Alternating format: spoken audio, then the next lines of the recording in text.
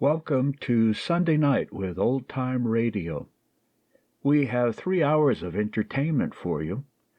We'll begin with the first regular episode of Fort Laramie, which starred Raymond Burr and others. We'll save the audition episode for another time.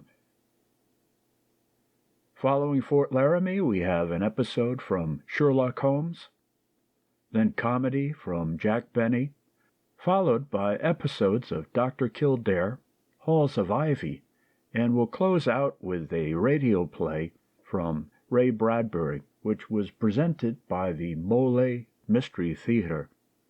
I hope you'll enjoy tonight's entertainment. In the future, we'll have further episodes ranging from comedy to suspense, horror, drama, quiz shows, any number of old-time radio shows that have been saved, thankfully, for our enjoyment today. So let's get started.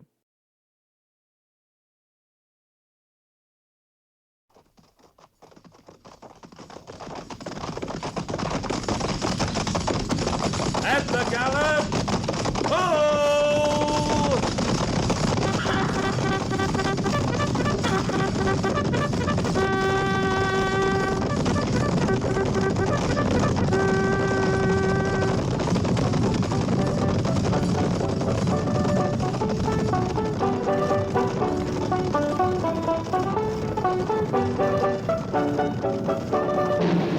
Fort Laramie.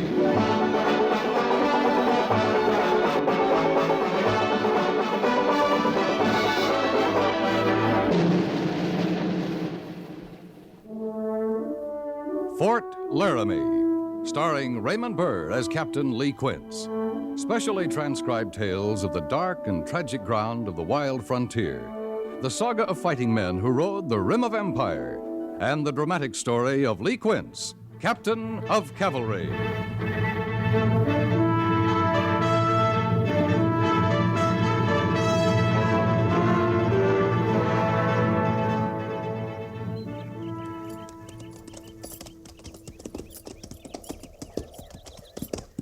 How far you reckon it is to the North Platte, Captain?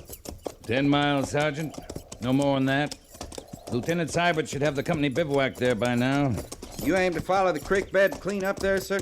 Not after we water the horses. This spot's good enough. Yes, sir. Move up, Flint.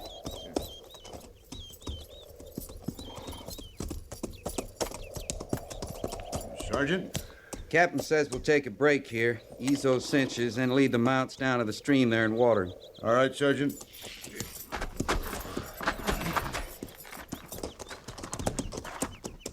After they're watered, they can pen graze. I'll mind them.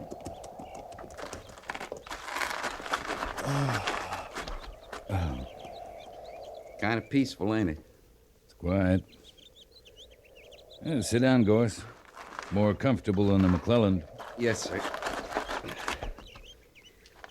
Them Shoshones, they got a way of wearing you out. You think they're still running, Captain? They'll be back. They never run for long. Not when they're hungry. I never heard of Shoshones as far east as the Nebraska border before. You can find them as far east as Texas. Only there we call them Comanches. They're offshoots of the same tribe. They sure don't talk the same. The dialect's the only difference. They're a disorganized lot, the Shoshones. I guess we can be glad for that. Yeah. Little of them goes a long way. How about the company, Captain? We'll know more when we rendezvous. Lieutenant Seibert has orders to make camp on the North Platte until the company's accounted for. I think we held up, sir. Yeah, I hope so. I sure got a thirst. Hold it, Gorse. You hear that? Like digging? Up there. Top of the rise. I don't see anybody. Neither do I yet. Come on. And move small.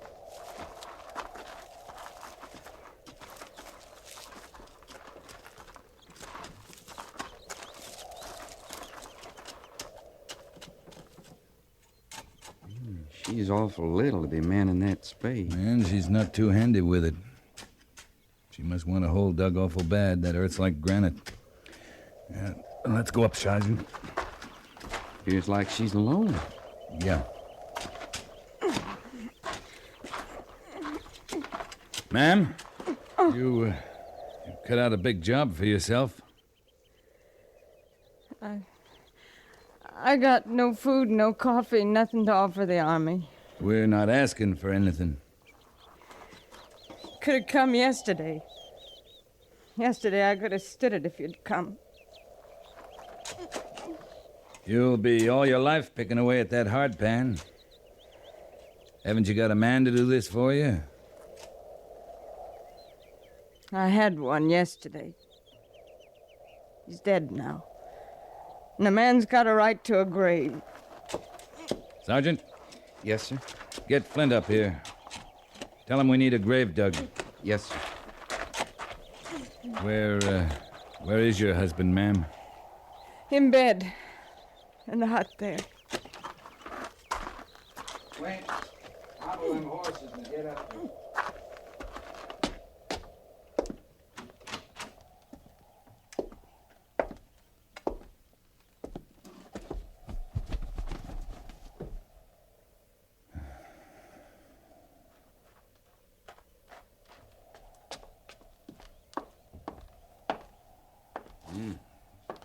Foul in here, sir. Gangrene.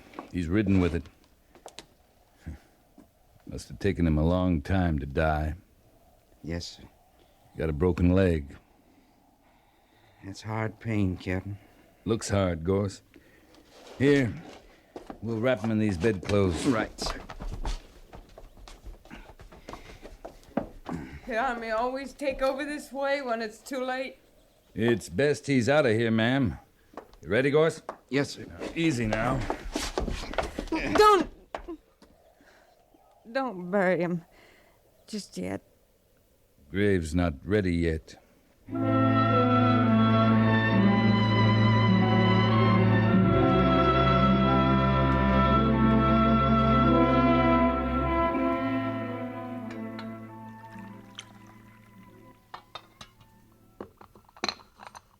Drink it, Mrs. Dennis. It's hot, that's all I can promise. Been a long time at it. It takes time. Drink it, Miss Dennis.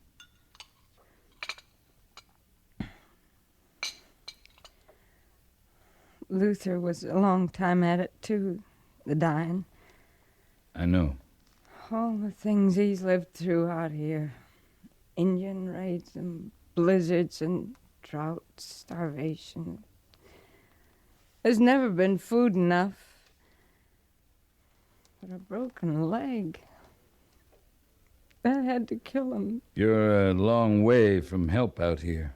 Yesterday. Just yesterday. And you come today.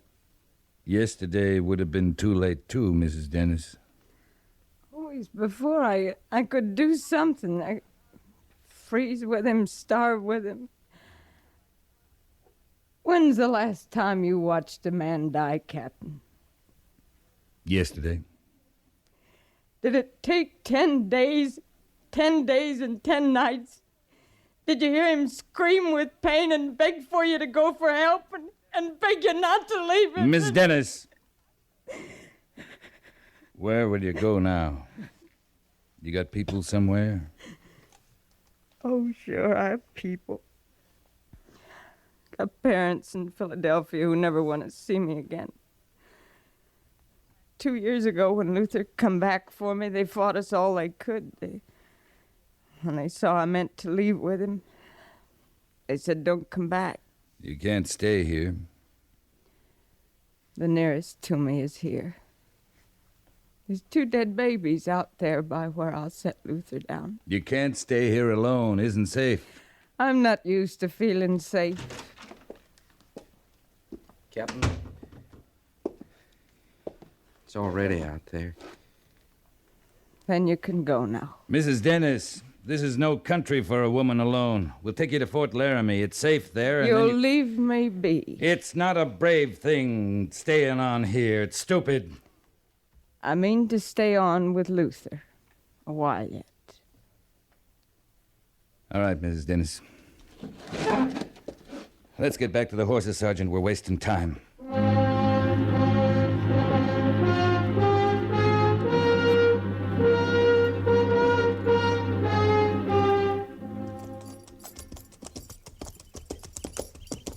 She wasn't much grateful, was she, Captain? We did a small thing. She'd no cause to be grateful, Flint. She's no mind to be grateful for anything the West gives her or takes away. Must have been a pretty little thing once. Kind of dainty-like. How old you reckon she is, sir? Oh, early 20s. Looks most half a lifetime to me, Captain. All drawn tight and mean. The West does that to a woman. They come here as girls, and no time they're women. Old, past their years. She's not mean, Flint. She's soft as a kitten. She's borne a lot, that's all. Oh, you think that, sir? I know that. You'd think she'd want to leave, though. No use her hanging on to the land. She can't prove it up by herself. She'll get out once she thinks it's her own idea. Right now, she thinks she can't face the thought of leaving him there. She's got nowhere she wants to go.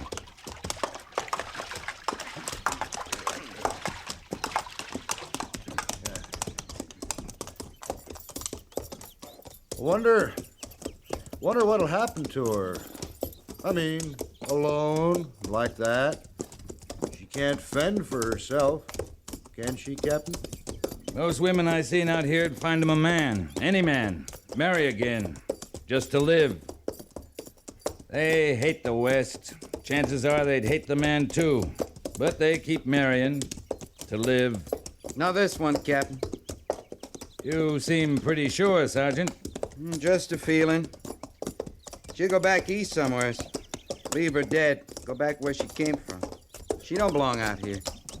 She's got no wagon or a stock to pull it. If she goes, she'll have to walk. Maybe she won't, sir. Maybe she won't.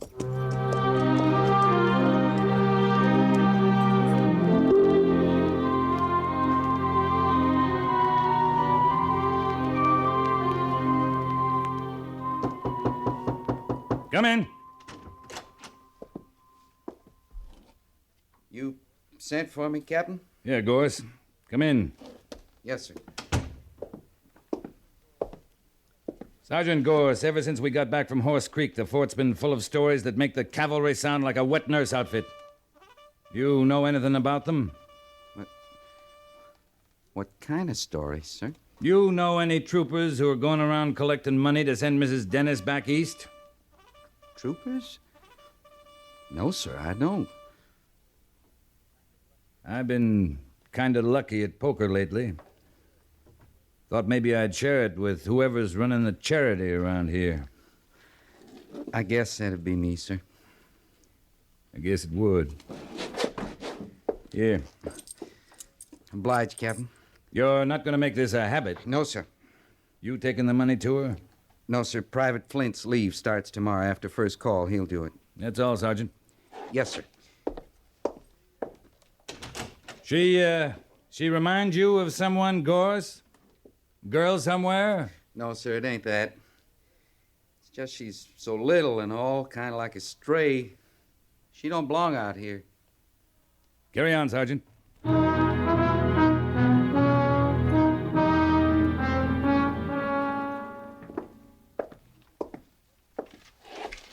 Captain Quince reporting, sir. I'm afraid you didn't do a very good job on the Shoshones, Captain. We didn't wipe 'em out, Major, if that's what you mean. You met 'em near the Nebraska border before, isn't that right? And they were hightailing it into Nebraska the last we saw, those that lived. Well, they're back, Lee. And in numbers, too. They're hungry in numbers. I'm familiar with your charitable streak, Captain Quince. I understand it's spread to Sergeant Gorse, right on down to the ranks. There's no cause for worry, Major. It's not widespread enough to be called an epidemic. All right, Lee. The Shoshones are raiding homesteaders from our side of the North Platte, south along Horse Creek. I understand there aren't many settlers along the creek. No, not many. They're not just hungry, Captain Quince. This time they're carrying off women. Any questions? No, sir. Then move out.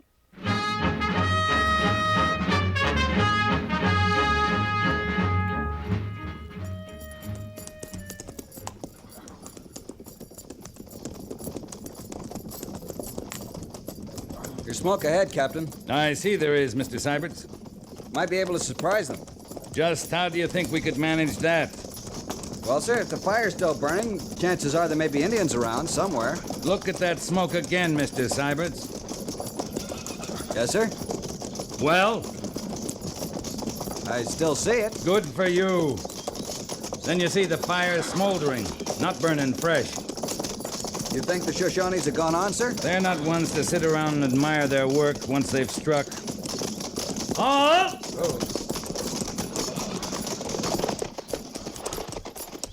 Sergeant! Yo! Think we can find them, Captain? They're probably hours away by now. Unless it's a trap, Mr. Syberts. Yes, sir? Sergeant, that's Carpenter's cabin ahead, isn't it? Was, sir. You and I'll ride in, Sergeant. Mr. Syberts will move the patrol to that rise to the left and hold the position. 2 shots will be your signal to move in, Mr. Syberts. Yes, sir. That's an old fire, Captain, smoldering. Mr. Syberts and I know that, Sergeant. Any questions, Mr. Syberts? No, sir. Then move out. Yes, sir. Come on, Gorse.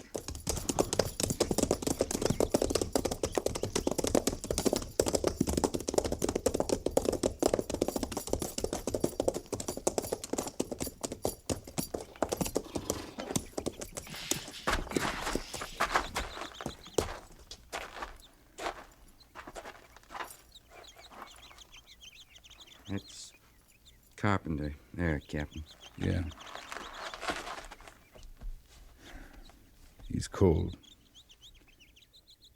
It is an old fire, Sergeant. Yes, sir. And it'd be his wife's brother by the cabin.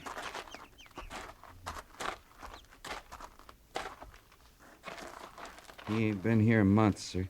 That's all there was? Carpenter, his wife, her brother? Just the 3 of them, Captain. I don't see her anywhere around. It's not likely we will. You'd think it'd be enough just to kill a man, wouldn't you, Captain? You'd think so, Gorse. Come on.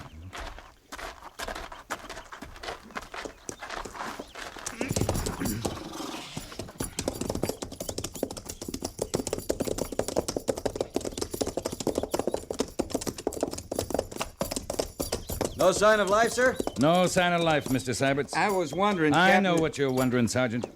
Well, her place would be north of here, sir. Due north, along the creek. Mr. Syberts. Yes, sir. You'll take half the patrol and move along Horse Creek to the south. You see those dots of smoke on the horizon? I see them, sir. Well, check them. Yes, sir.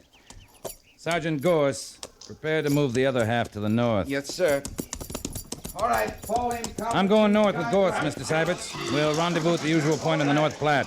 First arrival makes camp and waits, with pickets out. Right, Captain. I'll judge the fires better this time, sir. Use your eyes, Mr. Syberts. Then use your head.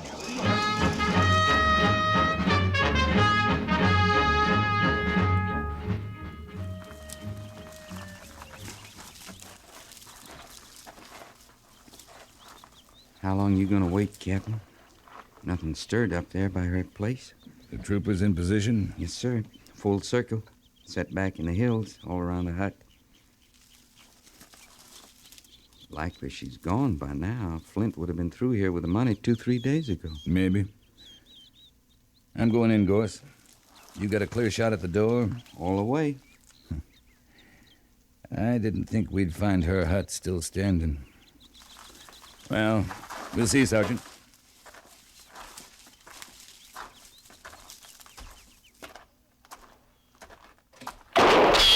Hold your fire, Gorse! That came from the hut, sir. The Army's not welcome here, Captain. You fire that again, ma'am, the whole patrol will move in. You have some money to give me too, Captain?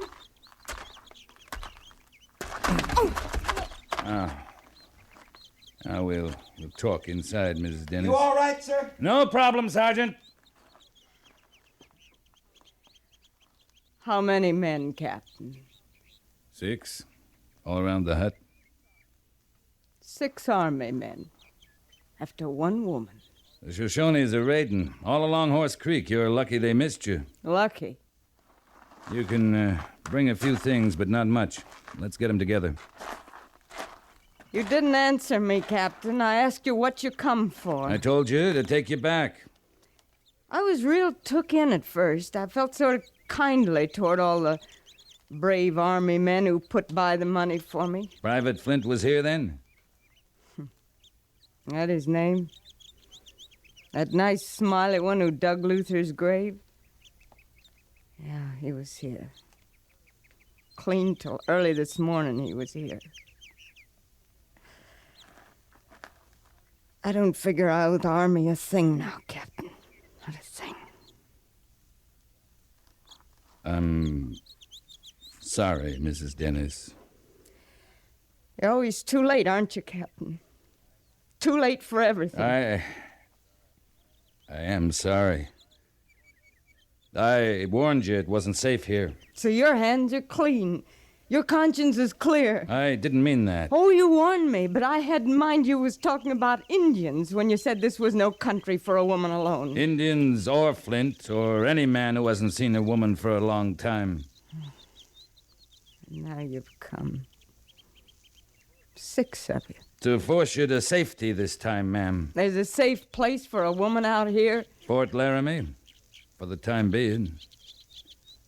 Flint was from Fort Laramie. Private Flint isn't the whole cavalry, Mrs. Dennis. You'll get food there, rest. In a couple of days, there's a stage out for the east. With cavalry protection? Not unless it's called for, ma'am.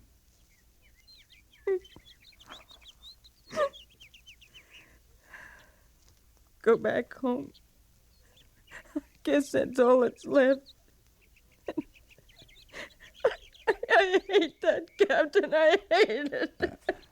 I know how you feel, Miss Dennis, but I just want to tell you that I... You don't. You couldn't know how I feel about anything.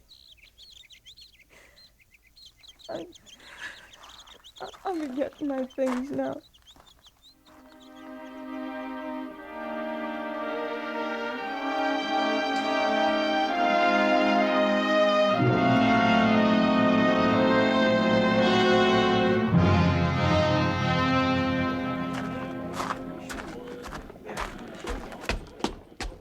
The stage driver says about 5 minutes.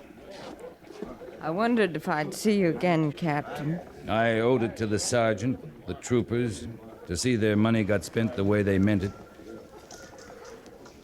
I wondered if I'd find a feeling in me to be grateful to you. Any of you. No one's asking for any thanks, ma'am. No one expects any. Oh, once I can forget, maybe I can be grateful. You're better off leaving. Luther was a good man. I used to read all he sent me about the West. He saw the good of it. New and full of hope, that's how he said it. I never saw that in it, Captain. I never saw the good. Isn't all good, isn't all bad either. But you're better off back home, reading about it. Well, I'd better be getting on the stage now. Safe journey to you, ma'am. Thank you, Captain. And I mean thank you. Goodbye, Mrs. Dennis. All set, driver. Yes,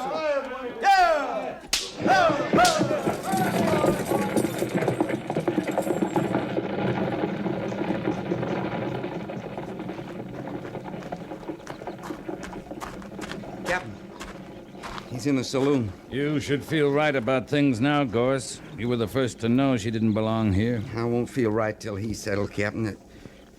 Well, but how can he be now? The Army can't touch him without Mrs. Dennis tells her story. She's been through enough. But how about him? Why, he'd have drawn time, plenty of time for what he done to her. Don't worry about it, Gorse. Well, now, wait, Captain. You can't do it that way. I've seen you like this before, Captain. You'll kill him. I'll handle it, Gorse. You know what they do to you, sir. Killing him ain't worth that. I'm not going to kill him, but I am going to mark him up. Maybe he'll wish I had killed him. Is he drunk? Not yet, sir. In uniform? No. Still on leave. You give me 5 minutes emergency leave, just 5 minutes. You leave him be, Gorse. That's an order. Yes, sir. Over there, Captain. I see him. You stay here. But, Captain... That's an order, Gorse. Yes, sir. Why, Captain Quince. Hello. Set your glass down, Flint. Not on orders just yet, Captain. 2 more days of my leave coming to me. Set it down. He's got his rights, Captain. This saloon's not run by the Army. It is now. Clear everyone out of here, barkeep. Now, you just wait Sergeant, a minute. clear the premises. Yes, sir. What is this?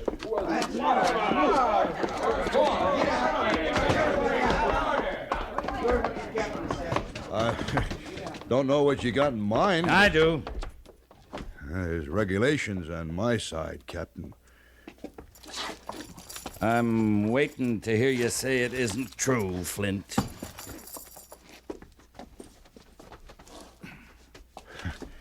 Setting your saber aside, taking off your tunic, don't make you less an officer. You can't lay a hand on me. There's regulations. I'm waiting, Flint. You touch me and I'll go over your head. I'll tell my story to the major. You do that. He'll break you down to my size once I tell my story. You tell him, Flint, and tell it all, because I'll be there to see you don't leave any of it out. And don't come any closer. I got every right to defend myself. You sure do. And put that chair down. I don't care who you are. I'm just like you now, Flint. I got every right to defend myself.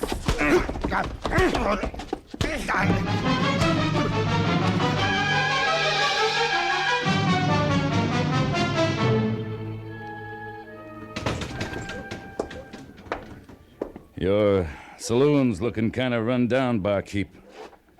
Looks to me like it's due for some repairs. Yeah, it sounded like it. But what about the customer? You just gonna leave him there? See, he's taken to the infirmary, Sergeant. Yes, sir. Is he bad off, Captain? I'm not the best judge, Gorse. I'd say a good Army doctor could get him on his feet again in 6 months, maybe. That saloon brawling sure is punishing stuff, sir. It's deadly, Sergeant. Well, what about me, my saloon? Well, I'd watch who I let in there after this, barkeep. That man had a bad temper. Threw one of your chairs at me.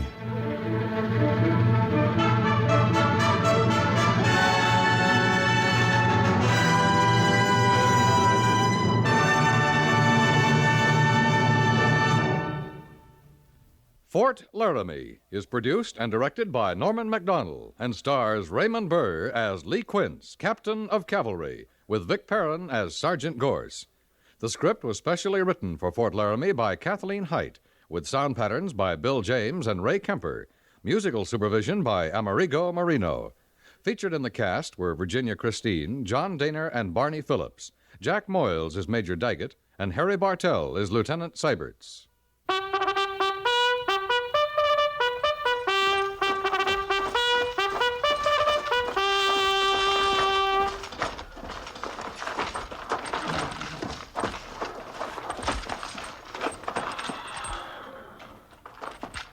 Company, tension! Dismiss!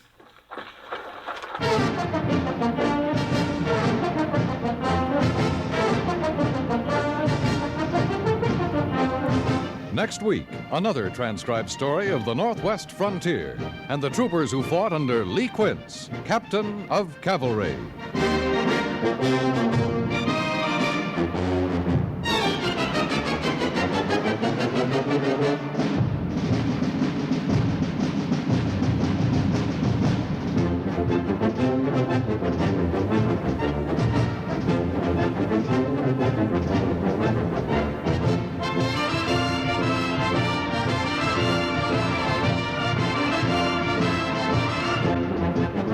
CBS Radio urges you to follow through to make sure you're registered to vote next November, no matter which candidate you prefer.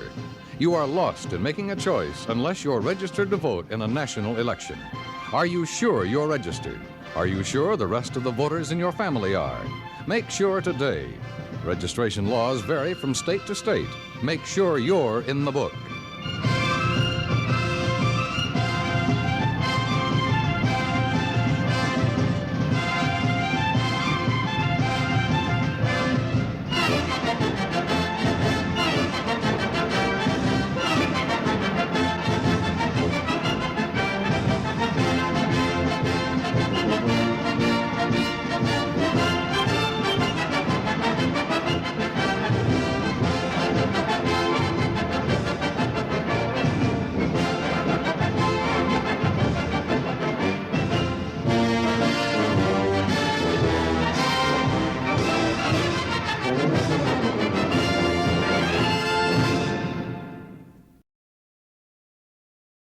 Waiter! Waiter! Phil, did you ever see such poor service? I'm going to call the manager. Take it easy, Walt. What's mostly wrong is your gout. I'm sorry, Phil, but my digestion is so upset. What you may need for your poor digestion is something that works after nature's own order. Try Carter's Little Liver Pills. Good advice. When your digestion is upset and you feel headachy and irritable, take Carter's Little Liver Pills. You see, each day nature normally produces about 2 pints of a vital digestive juice to help digest your food. If nature fails, your food may remain undigested, leaving you headachy and irritable. To feel cheerful and happy again, take Carter's Little Liver Pills. They increase the flow of this vital digestive juice quickly, often in as little as 30 minutes, and you're on the road to feeling better. Don't depend on artificial aids to counteract indigestion when Carter's Little Liver Pills aid digestion after nature's own order. Take Carter's Little Liver Pills as directed. Get them at any drugstore, only 25 cents. There is a certain charm, isn't there, to even the old-time commercials that we will occasionally hear on this broadcast.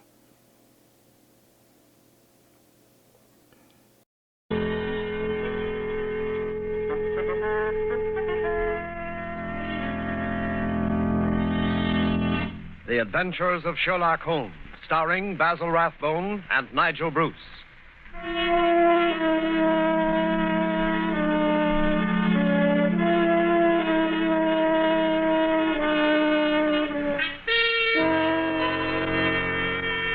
The makers of Grove's bromoquinine tablets bring you another adventure of Sherlock Holmes, with Basil Rathbone as Sherlock Holmes and Nigel Bruce as Dr. Watson. A cold is a miserable thing. A cold may become a dangerous thing. Even a so-called light cold can take a serious turn. Be prompt, be decisive in your treatment of a cold. At the very first sign of a cold, take Grove's bromoquinine tablets. Bromoquinine tablets quickly check the symptoms of a cold, quickly relieve the distress of a cold. They give you speedy results, which are very important. Don't monkey around when you can get such a dependable preparation as Grove's bromoquinine tablets. And now, here we are again on our usual visit to Dr. Watson. He's waiting for us in his study, a cheerful blaze crackling on the hearth. I'm very relieved to see you, Mr. Manning. Hasn't the weather been atrocious today? I was beginning to wonder if you'd be able to get here tonight through all this fog. Yes, it certainly is what you Londoners call a regular pea super. Yes, indeed. It reminds me of the adventure of the missing submarine plans. A case that was solved in the underground. Underground? What you Americans call a subway. Yes, but what has a solution in a subway got to do with a foggy night? Well, you see, the affair started in weather exactly like this. It was the third week in November, the year 1895, to be exact. On Monday, a dense yellow fog had settled down upon London. On Thursday, it was still there, thicker and murkier than ever. At first, Holmes had turned his nervous energy to cross-indexing his huge reference books. But when, after pushing our breakfast chairs back for the fourth morning, we saw the greasy brown swirl still drifting past the windows, Holmes's patience snapped.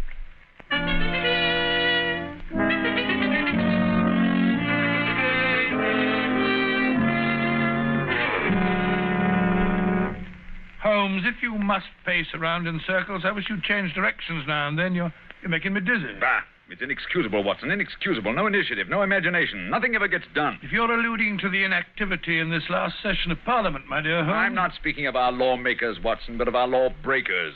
The London criminal is certainly a dull fellow. What makes you say that? Well, look out of the window. Ideal weather for committing a crime. The criminal advances on his intended victim practically unseen. He pounces and disappears into thin air. There have been numerous petty thefts, I believe. Petty thefts, pickpockets, ragamuffins. What's the country coming to?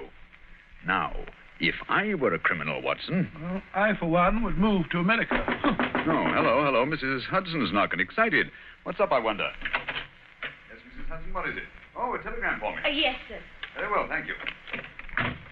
Oh, well, what's it say? Oh, wait until I open it, can't you? Ah, dear me, what next? Most unusual, Watson, most unusual. What's most unusual, Watson? What's it say? Well, it's from my brother, Mycroft. You remember him. He helped us solve the case of the Greek interpreter. He's coming here. Why not? What's so phenomenal about Why not? Why not, indeed? It's as startling as it would be to meet a tram car coming down a country lane. Yes, now I come to think of it. Mycroft is rather like a tram car. His rails lead from his Pall Mall lodgings to the Diogenes Club in Whitehall. That's his circle. I wonder what upheaval could have derailed him. Doesn't the telegram explain? It says, must see you about Cadogan West, coming at once. Cadogan West?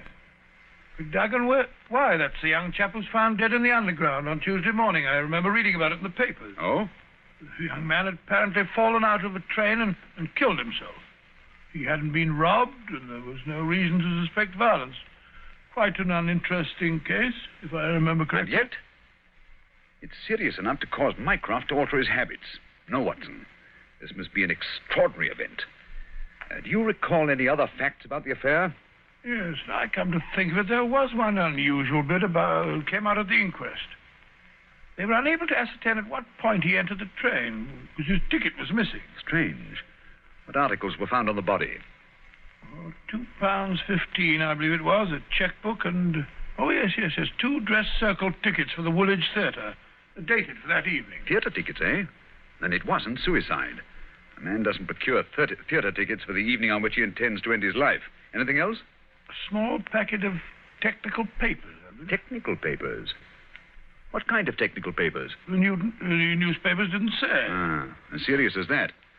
What did the young man do? Where was he employed? He was a clerk at Woolwich Arsenal. Ah, government employee. There we have it, Watson. British government, Woolwich Arsenal, technical papers. That's why Mycroft is involved in this affair. I don't understand. No, I suppose not. Watson, have I ever told you what Mycroft is? Your brother, of course. Oh, no, Watson. Do you have to be so dense? I mean, do you know what he does? I seem to have some vague recollection that you once told me that he'd held some small office under the British government. It would be more accurate to say, in a way, that he is the British government. What? His position is unique. He made it for himself.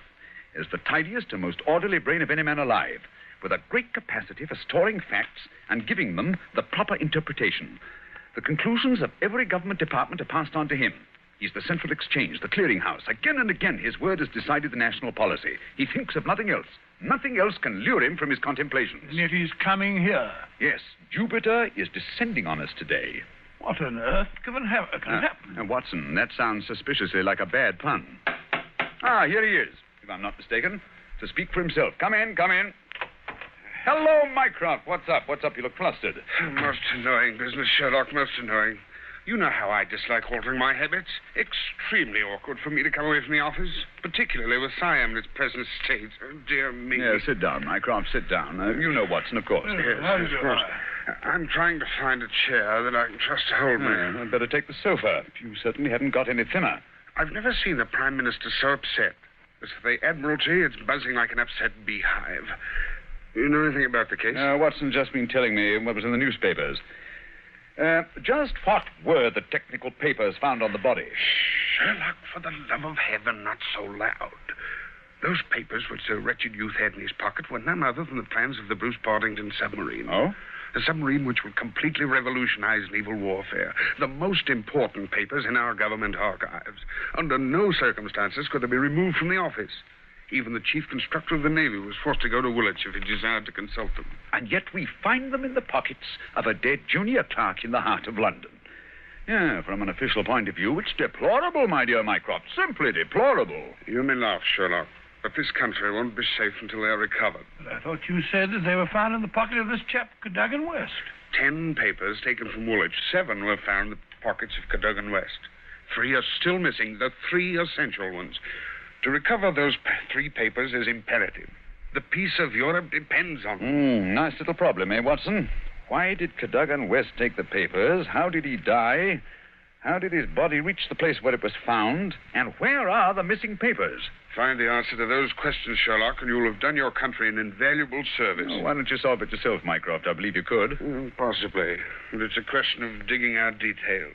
Give me the details, and I can give you the solution from an armchair. No, when it comes to running about and cross-questioning railway guards and lying on one's face with a lens to one's eye, no, that's not my métier.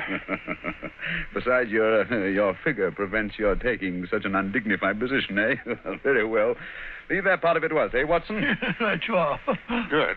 I've got a cab waiting outside to take the place where the body was found. I can give you the details on the way.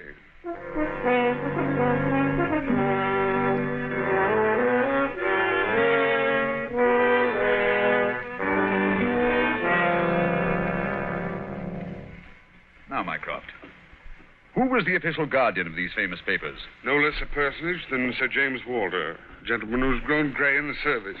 His patriotism is beyond suspicion. A bachelor, if I'm not mistaken. Lives with his brother. Yes. He was at the house of Admiral Sinclair at Berkeley Square during the whole of the evening when this accident occurred. The Admiral vouches for him.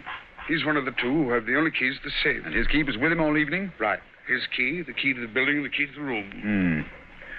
Who was the man with the other key?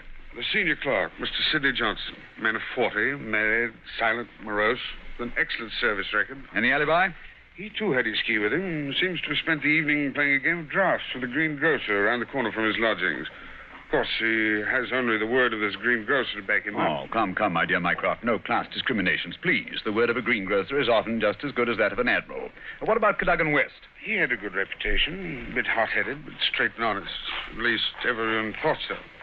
He was next to Sidney Johnson at the office. His duties brought him into daily personal contact with the plans. No one else ever had the handling of them. Oh, it's perfectly clear. He must have taken... Not so fast, Watson, not so fast. Who locked them up that night? Mr. Sidney Johnson. They were of value, commercially, I mean. Oh, yes. There's no doubt that West could have got several thousands for them very easily. And yet, only a small amount of money was found on the body. Perhaps the buyer took it back after he'd murdered West. What puzzles me is, how did West obtain possession of those papers? To do so, he must have had a false key. Several false keys, Sherlock. He had to open the building and the room as well. Oh, well. Several false keys, then. Let me see. Suppose West did take the papers and went into town. And on the way back to Woolwich, where he is hoping to replace the papers, he's killed and thrown from the train. But the spot where the body was found is considerably past the station for London Bridge, which is the route to Woolwich. That's interesting. Also, if young West did make an appointment with some foreign agent to sell the papers that night, why didn't he keep the evening clear? Why buy 2 theater tickets? Exactly. Furthermore, he actually escorted his fiancée halfway there before he disappeared. Blind. That's what it looks like to me. Why did he take the papers at all? Why not copy them out in the office and sell the copies? He certainly had plenty of opportunity to do so. And why the absence of his underground ticket? Perhaps the ticket would have shown us which station was near the agent's house. So the murderer destroyed it. Good, Watson. Very good. And yet, I wonder... Well, here's the underground station. The railway authorities have sent a man round to show the exact place where the body was found. You won't change your mind and come with us? Well, crawling round that black hole on my hands and knees, not very likely. Well, I shall expect a report on your efforts this evening. Never expect too much, Mycroft. Never expect too much.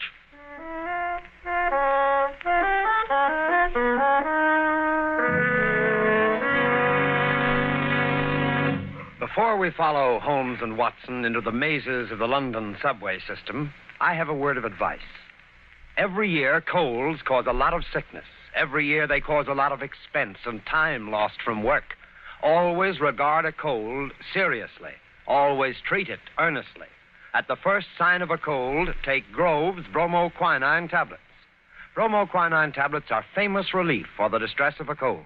Their efficacy has been fully established. Bromoquinine tablets go right to work on a cold symptom. They don't waste any time. They don't pull any punches. They quickly relieve the misery of a cold. They help reduce the fever of a cold. Thousands of people keep bromoquinine tablets handy all winter. Thousands of people depend on them as their relief for colds. No other preparation enjoys greater confidence than bromoquinine tablets. Follow the example of millions, and at the first sign of a cold, take Grove's bromoquinine tablets. Get them at any drugstore, a few cents a box. Ask specifically for Grove's, Groves, Bromo, Bromo, quinine, Quinine, Grove's bromoquinine tablets.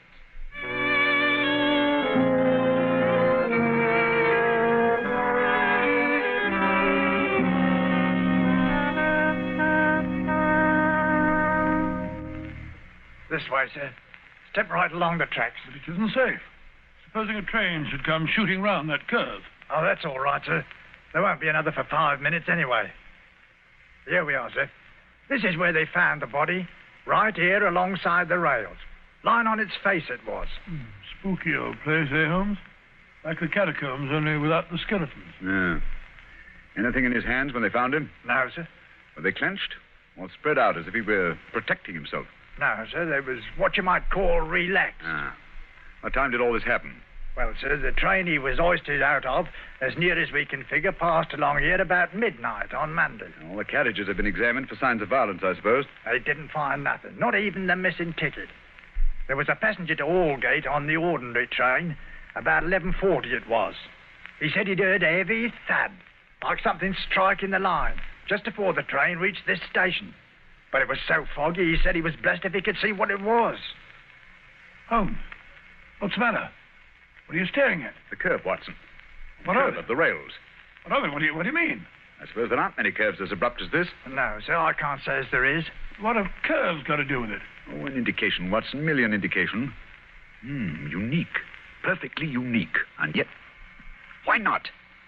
I don't see any indications of bleeding on the line. No, sir, there wasn't any to speak of. But I understand there was a considerable wound. The bone was crushed right enough. Holmes, you hear that? It's a train. It's coming this way. Run, sir. Run for your life. Yes, but where?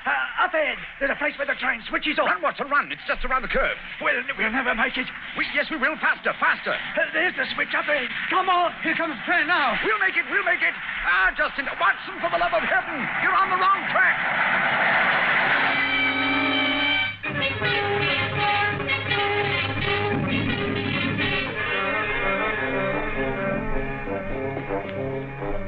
Well, that was a narrow escape, Holmes. I must say my knees are still shaking. Look at the shoulder of my coat where you pulled at me.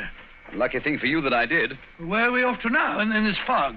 Yes, it's a nice afternoon. Suppose we pay a few calls. I think Sir James Walter claims our first attention. After that, we might drop in on Miss Westbury. Miss Westbury? Who's she? She is Cadogan West's fiancée and the last person to see him alive. Holmes, we seem to be going around in circles. We've accomplished absolutely nothing so far except to get ourselves nearly annihilated in the underground.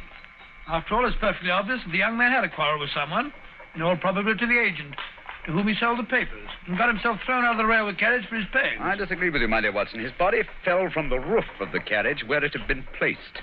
Cadogan West met his death elsewhere. The roof of the train?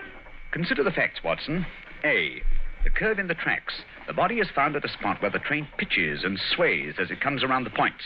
B, there was no ticket. C, there were no signs of bleeding on the line because the body had bled elsewhere. Of course. Everything fits together, but where was the body placed on the train? I think I can make a fair guess at that, my dear Watson. Here we are. This is the famous official villa of Sir James Walter. And that, if I'm not mistaken, is his brother, Colonel Valentine, just coming out of the house. What's the matter with the man? He looks positively haunted. Oh, pardon me, Colonel Valentine, but can you tell me if Sir James is at home? Sir James, sir? Sir James is dead. Good heavens, dead? He died this morning. It's terrible. Terrible. How did he die? Oh, it's this horrible scandal. My brother, sir, was very sensitive of his honor. He couldn't survive the disgrace to his department. It broke his heart. Pardon me, gentlemen, I must go. It broke his heart. Most appalling development. Eh, Holmes? I wonder if his death was natural, or if the poor fellow killed himself.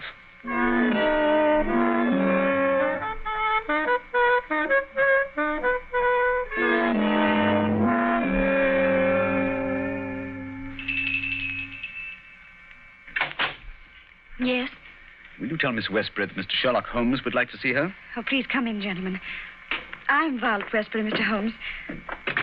I've been expecting you ever since I heard you had taken the case. Please be seated. Well, thank you. Oh, Mr. Holmes, we must save his good name. He couldn't have done it. Cadogan was the most chivalrous, patriotic gentleman on earth. He couldn't have done it. He would have cut his right hand off rather than sell a state secret. But the facts, my dear Miss Westbury. I admit I can't explain them. Was he in need of money? No, Mr. Holmes. His need was simple and his salary very good. He'd saved several £100.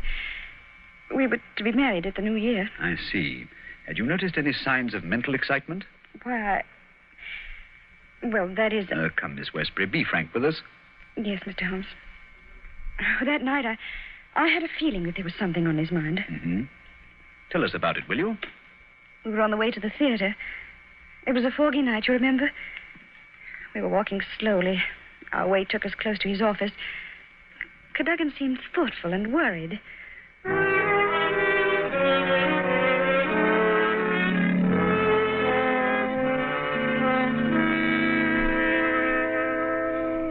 What's the matter? You haven't said a word for the last 5 minutes. Have I said or done something? Of course not, silly. It's just that I've got something on my mind. Oh, why not tell me about it? Perhaps I can help. It's no use, Vi. It's too serious for me to talk about, even to you. You know, sometimes, Caddy, I feel just the least little bit jealous of that old job of yours when you're cooped up in that building all day. Oh, now you're not going to be jealous of the building. Well, not really. But it is funny to think of a husband having secrets he can't tell his wife. Mighty important secrets, I can promise you. There's one in particular that any foreign spy would pay good money to get hold of. How thrilling. Well, I don't know. They're awfully slack about some things over there in that building, Violet. What's too slack? It would be too confounded easy for a traitor to get his hands on those plans. What plans? Never mind, darling. I guess I'm getting a bit melodramatic. But there's something been worrying me. Hello, what's that? What's what? Over there, that shadow moving along the side of the building. It's a man. So that's it. I always suspected... Oh, what's the matter? You're so excited. What's wrong? Stay here, Violet. There's something I have to find out. Stay here.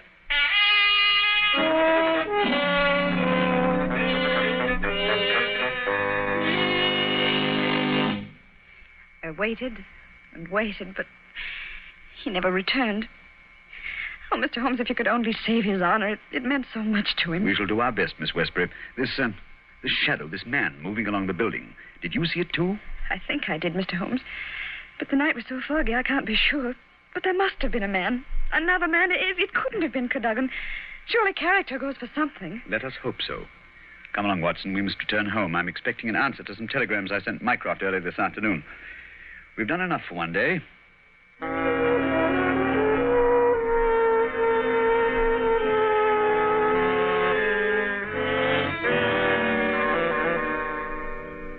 Holmes, where have you been all day?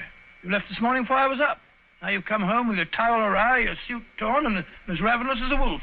Yes, I've had a bit of exercise, my dear Watson. Pass me the tongue, will you? It would have done you good to go along. Yes, what were you doing? Investigating the premises inhabited by foreign spies known to have been in London on last Monday. Mycroft sent me a list of them. Took a bit of doing, too. Climbing walls, breaking into cellars, prowling around rooftops. Well? I discovered there was only one residence which had the proper facilities for disposing of West's body after the murder. Well, whose residence was that? It belongs to a Hugo Oberstein. The address is 13 Caulfield Gardens, Kensington. The gentleman himself has departed for Europe. Gone, has he? And he took the plans with him. It's too late. Not necessarily, Watson. What can we do now? We're going to keep a rendezvous with the gentleman who stole and sold those plans. The assignation will take place at Mr. Oberstein's house this evening at 9. What the deuce are you talking about? These newspaper clippings. I found them in the drawer of Hugo Oberstein's desk. Read them. The Daily Telegraph agony column. The first one says, too complex for description, must have full report, terms agreed to, payable when goods delivered. Signed, Piero. Piero, indeed. Sounds like a Mardi Gras. Now, read on, Watson, read on. Second goes, matter presses, must withdraw offer unless contract completed. Piero again. And the last, dated Monday, the day the crime was committed. Monday night after 9, 2 taps, payment in hard cash. I say, do you think it was a submarine the plans that he was buying? I'm almost positive. And Piero was Oberstein himself. But we'll find out for certain this evening. I've invited the gentleman who sold the papers to meet us. How? I don't understand. I inserted this advertisement in today's Daily Telegraph. Tonight, same hour, same place, 2 taps, vitally important. Your own safety at stake. Signed, Piero, as usual. By George, if he answers that, we've got him. Unless we're too late. Come along, Watson. There's no time to lose. You can take this package for a change. I've been carrying it around all day. What's in it? Oh, just a jemmy, a dark lantern, a chisel, and a revolver. Nice equipment for a respectable citizen to be carrying about the streets of London, I must say. Yeah, you know, Watson, there are times when I suspect we aren't quite respectable.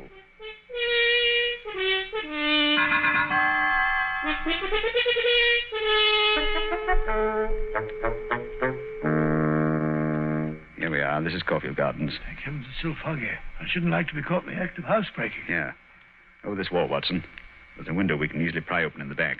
Scale that wall? Oh, come on, hurry up. There's no time to lose. Here. I'll give you a boost. Come on, up here. That's it. Look out, here I come. I must say, Holmes, you're as agile as a cat. It's uncanny. This is the window. Light the lantern and give me the jemmy. 1, 2.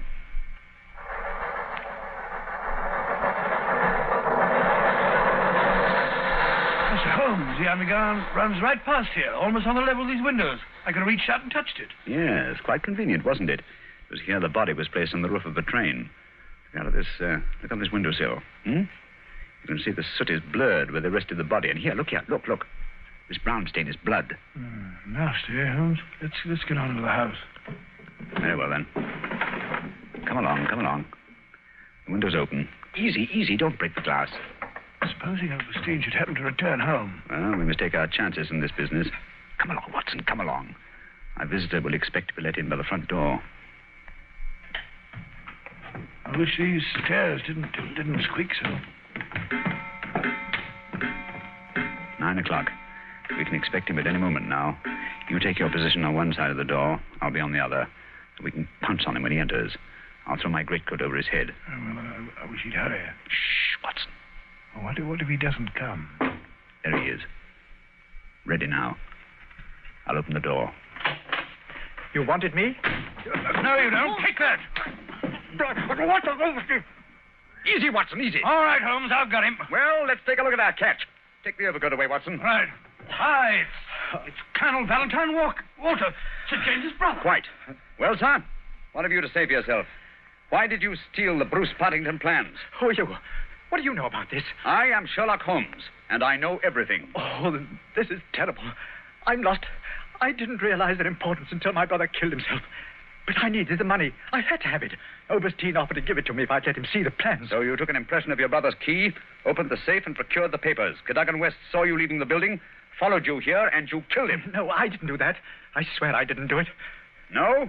Then perhaps you'd better tell us who did murder Cadogan West and placed him on the roof of the railway carriage. I'll tell you. I promise you I will. I did the rest. I confess it, but not that. Very well, then. How did it happen? I got the papers, as you've discovered. Made my way through the fog until I reached the door. Once or twice, I fancied I was being followed. I could hear footsteps on the pavement behind me.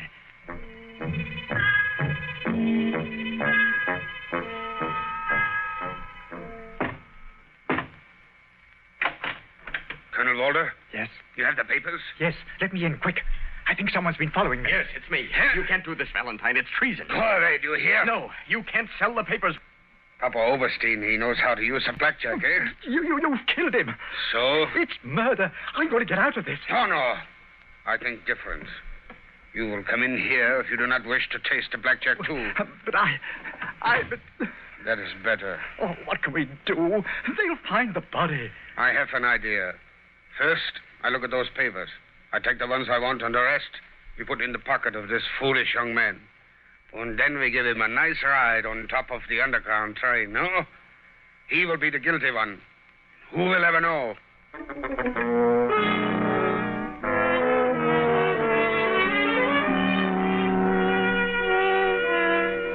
What a thoroughly unpleasant gentleman. What a pity that he got away with the papers, Dr. Watson. Oh, but he didn't.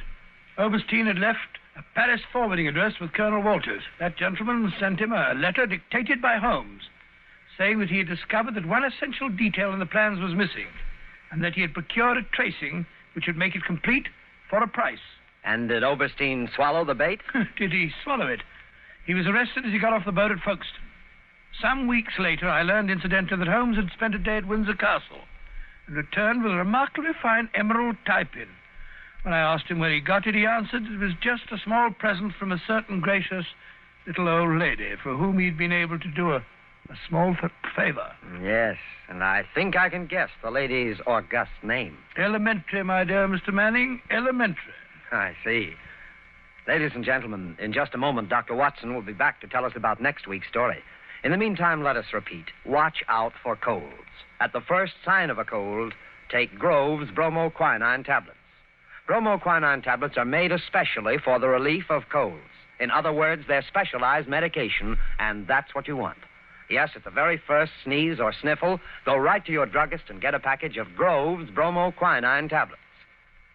Now, Dr. Watson, next week? Next week, I think I'll tell you the story of the lion's mane. The lion's mane? What was that, Dr. Watson? Well, the answer to that question, Mr. Manning, almost stumped Sherlock Holmes himself. Suffice it to say that they were the last words gasped out by a dying man as he lay writhing in agony on the sands of the Sussex coast.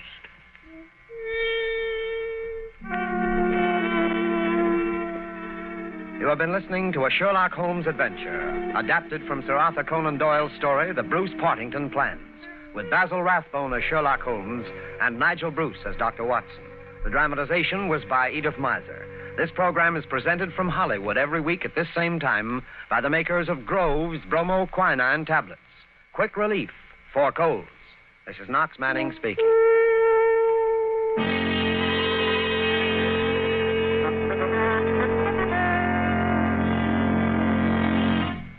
This is the National Broadcasting Company.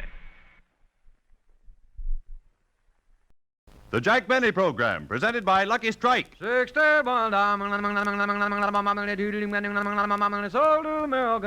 that famous chant remind you, Lucky's pay more. Yes, at the tobacco auctions, Lucky Strike pays millions of dollars more than official parity prices for fine tobacco. LSMFT, LSMFT. Lucky Strike means fine tobacco. Tobacco that's smooth, mild, and mellow. But take the word of an expert, a man like Mr. C.B. Smith of Danville, Virginia, for 30 years an independent tobacco buyer. Recently, he said, I've spent my entire life in the tobacco business, and I can tell good tobacco at a glance. And year after year, I've seen the makers of Lucky Strike buy fine, real quality leaf.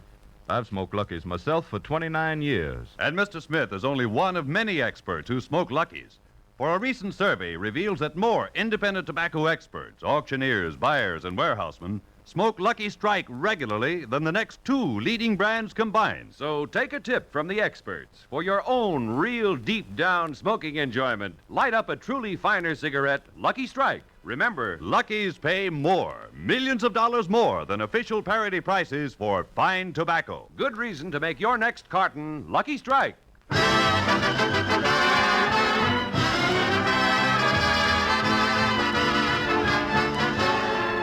The Lucky Strike program starring Jack Benny with Mary Livingston, Phil Harris, Rochester, Dennis Day, and yours truly, Don Wilson.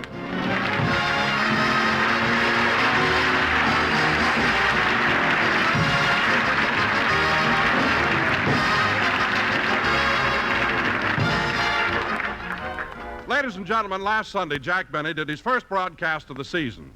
Of the entire half hour, Jack was only on for 4 minutes. This week, he's going to try for 8. And here he is, Jack Benny.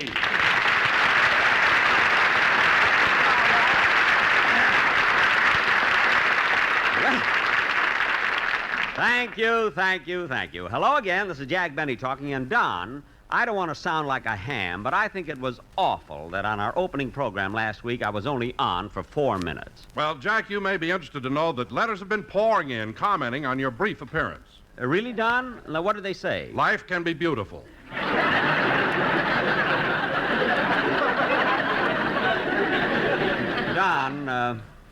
Don, I suppose you thought that was pretty funny, huh? Oh, yes, I did, Jack. As a matter of fact, I made that up myself. Oh, you made it up yourself, huh? Yeah. Don, excuse me a minute.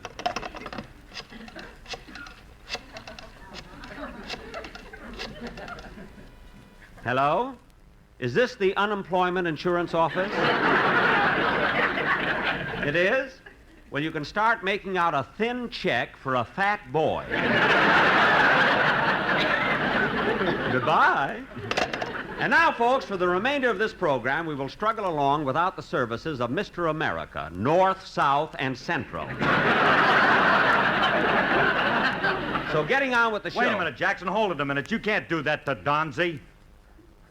Do I hear a voice from NBC?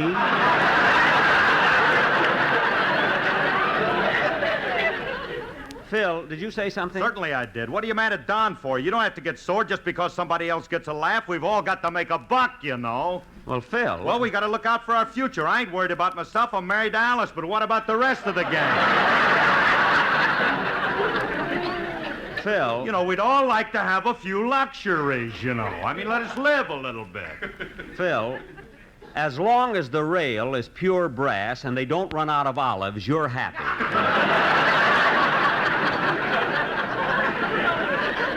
Now, Don. Yes, Jack? Believe me, Don, I don't care who gets the laughs on this show. It's just that I think it's time that the star is shown a little more respect by his subordinates. Subordinates? Yes, that's what you are. You, Don, Mary, you're all subordinates. Now, let's get Hello, Jack. Hello, Phil. Hiya, sub. Sub? Yeah, Livy, ain't you heard? You're a subordinate. Subordinate? To whom? To the little man who we only needed for 4 minutes last week. That's to whom. Now, kids, I'm sorry I started the whole thing, so let's forget it. Oh, Don. Oh, excuse me a minute, Jack. I'd like to say something to Mary. To me, Don? Yes, I want to congratulate you on being selected as one of the 10 best-dressed women in America. Oh, yes. Congratulations. Well, thanks, boys. I bet you were thrilled, weren't you, Mary? Well, I certainly was, Don. I thought it was quite an honor. Hey, Liv, let me get this straight. You were picked as one of the best-dressed women in America? Uh-huh. On what Jackson pays you? How can you afford to dress like that? My mother used to be a cigarette girl at Cyril's. She was not. She was, too. She was known as No Change Livingston. Oh, well, I apologize, Mary. Hey, Livy, I just thought of something. Do you know why Gypsy Rose Lee didn't enter the best-dressed women contest? No, why? Because she couldn't bear to lose. Oh, Harris, you may only be a subordinate, but that joke alone will run for 4 minutes.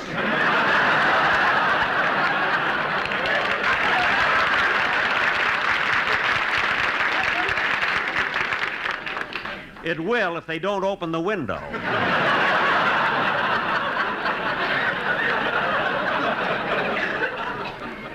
Now, look, kids. Kids, tonight we have a very important sketch to do, so let's get on with it. Tonight we're going to present our version of that famous Metro-Goldwyn-Mayer picture, Edward, My Son. Now, in this sketch... Pardon me. Come in. Hello, Mr. Benny. Oh, Mel Blanc. Hello, Mel. What can I do for you? Well, I just dropped in to see if you had a part for me on your program today. Oh, I'm sorry, Mel. I don't need any extra actors today. Oh, but I can make the listeners think you got a lot of stars on a program. I can imitate Humphrey Bogart, Clark Gable, Edward G. Robinson, and Al Jolson.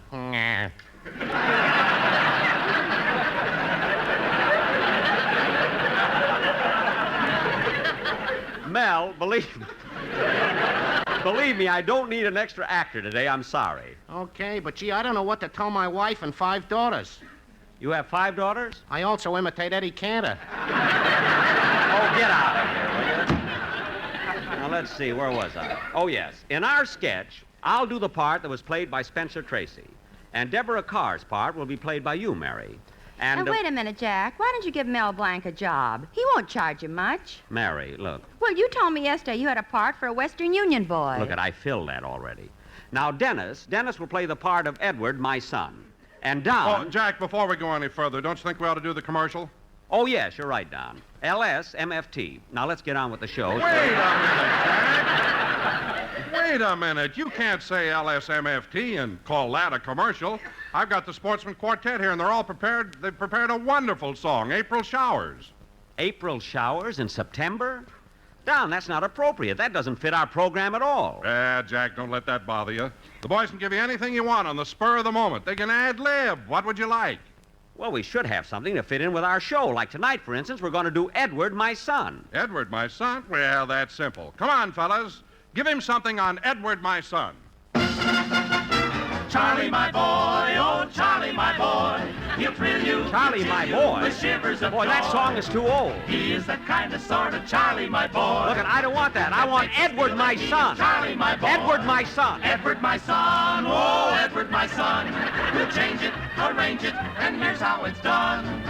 Instead of Charlie, Charlie, Charlie, my boy, we'll make it Edward, Edward, Edward, my son. We want to please you, it's all in fun. Boy, what about the commercial? Oh, Edward, my son. Commercial. Lucky's pay more, yes, Lucky's pay more. So try 'em, just buy 'em at your favorite store. You'll find that Lucky Strike's a great cigarette. It's made of fine tobacco, best you can get. You know that Lucky's pay more, yes, Lucky's pay more. So round and so firm and so free on the drawer. Drawer? For deep down smoking pleasure and for real fun. You said it. Just try a Lucky Strike, you'll say that's the one. Ask Charlie, my boy, or Edward, my son. Who? Edward, Edward, my son.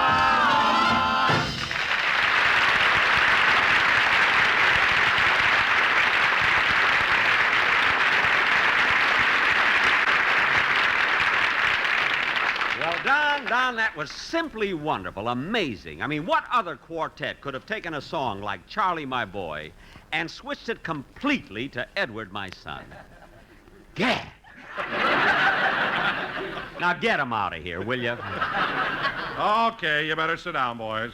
And they can cut that out, too. That hasn't gotten a laugh in 3 years. Now, come on, kids, let's get out. Excuse me. Come in. Yes? Telegram for Jack Benny. Right here, boy. Boy? Jack, that's Rochester. Why is he wearing a Western Union outfit? Never mind, Mary. I'll take the telegram, boy. Here you are, sir. You can go now. Wait a minute, Jack. So that's why you wouldn't hire Mel Blanc for the messenger boy. You made Rochester do it. Rochester, you can go. If that ain't the silliest thing I ever heard, making Rochester Rochester an actor. I wouldn't laugh so much if I were you, Mr. Harris. What do you mean? As soon as I learn all the lyrics to That's What I Like About the South, you're a one-show man.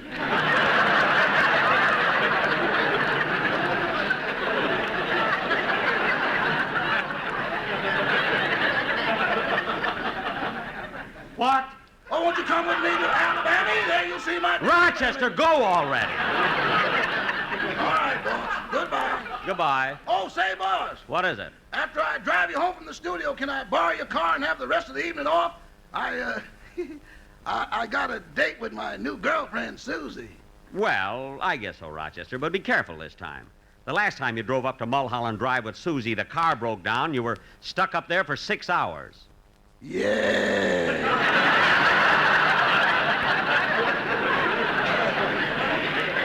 Go on, Rochester.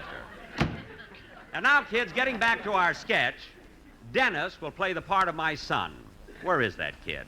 Dennis! Oh, here I am, Mr. Benny, behind the piano. Well, come on out here. I can't. Why not? Before the show, I was playing poker with the musicians, and I lost my pants. Now, stop being silly and come out here. Okay. Imagine such a... Dennis, why do you make up things like playing poker with musicians and losing your pants? You're wearing pants. I know, but they're not mine. Sammy, the drummer, lent them to me. Sammy? But he's such a big fella. How come his pants are so tight on you? The piano player lost two. He's in here with me.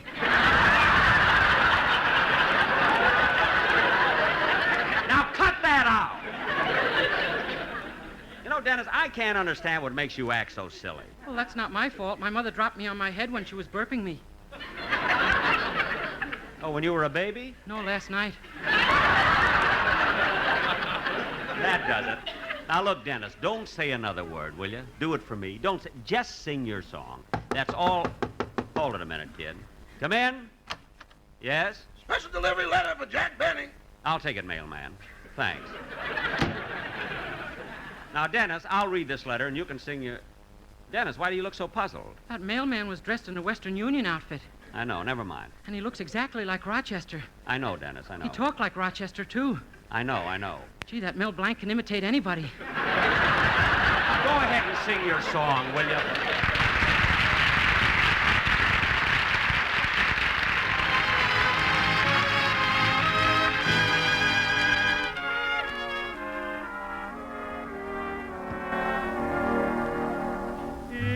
If I set a roll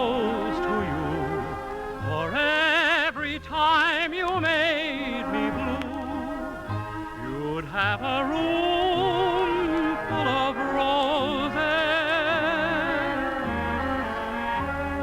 If I sent a rose of white for every time I cried all night, you'd have a room full of roses.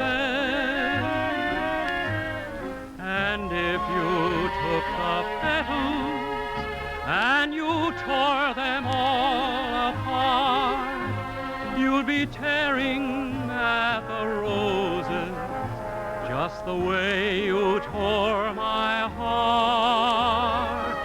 If someday you're feeling blue and you could send some roses too, well, I don't want a room full of roses. I just want my arms full of you. If someday you're feeling blue and you could send some roses too, well, I don't want a room full of roses. I just want my arms full of you.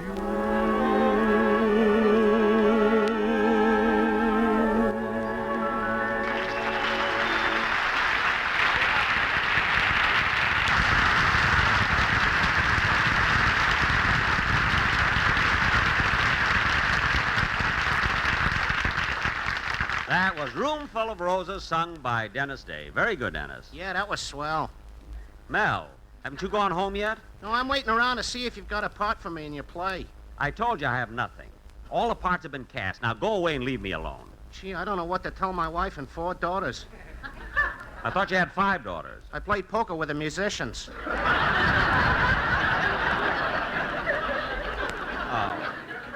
Well, all right, Mel. Look, Mel Blanc. Look, there's a small bit in my sketch. You can play the part of Harry Simpkins, my business partner. Now, go ahead, Don. Introduce the play. Okay. Ladies and gentlemen, our version of Metro-Goldwyn-Mayer's sensational film success, based on that great English play, Edward, My Son.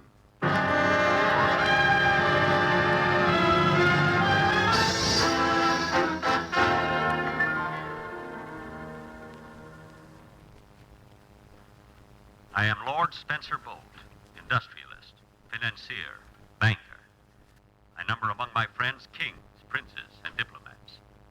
I travel in the most select social circles. No man in all England wields more power than I. Yet, with it all, I'm just a good-natured slob. The career that I carved, the fortune I built, everything I did was for Edward, my son.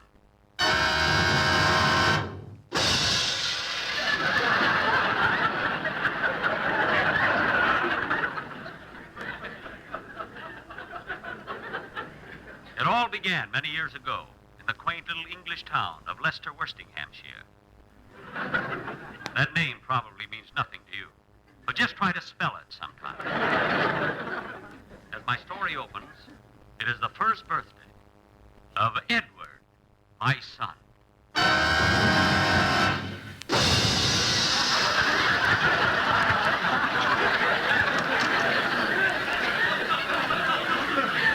Oh, Spencer. Spencer, come here. What is it, Deborah? Look at Edward. He's only a year old, and he has a full set of teeth. So that's where they are. I've been looking all over for them.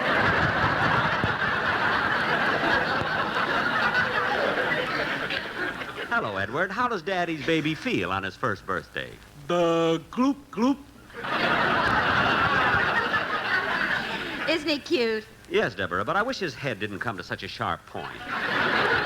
Well, at least it saves us the price of a babysitter. When we go out at night, we just stick him in the wall.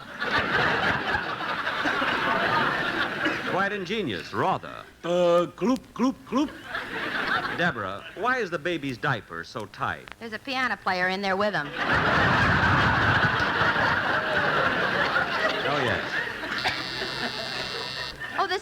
door. Well, that must be Harry Simpkins, my new partner I spoke to you about. Isn't he the man who was sentenced to hang for murder and was pardoned 3 minutes after the trap was sprung? Yes, but don't say anything about his long neck. He's sensitive.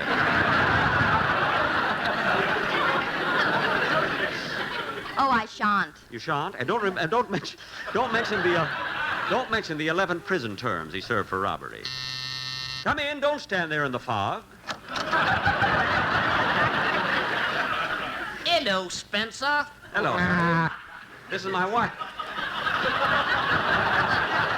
This is my wife, Deborah. Hello, Harry. So nice of you to come over for Edward's birthday. I wanted to get a bottle of champagne to help celebrate, but the liquor store was open.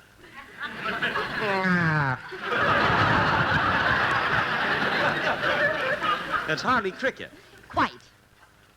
You may think it strange that I would go into partnership with a criminal.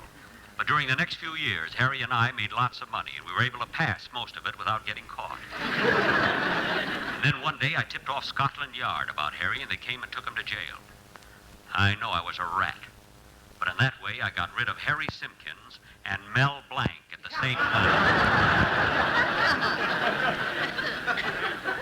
And I did it all for Edward, my son.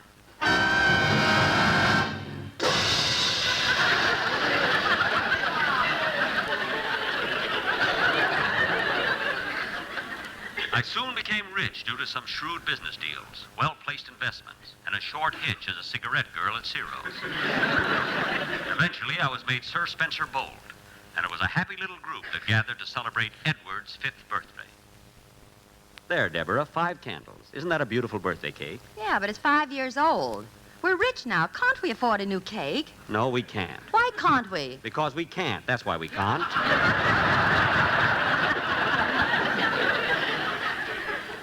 Why spend money foolishly? Spend money foolishly. I'm saving every penny I make for Edward. By the way, Deborah, where's the little blighter? There he is in his crib. He shouldn't be in his crib. Today's his 5th birthday. Come to Daddy, Edward. Coochie coochie coo. Coochie coochie coo. Say Daddy, Edward. Say Daddy. Gloop. He said Daddy. He said Daddy. Now say Daddy again. Gloop. There, he said it again. He said it again. By the time he's 10, he'll be talking. Not unless you buy him Edgar Bergen.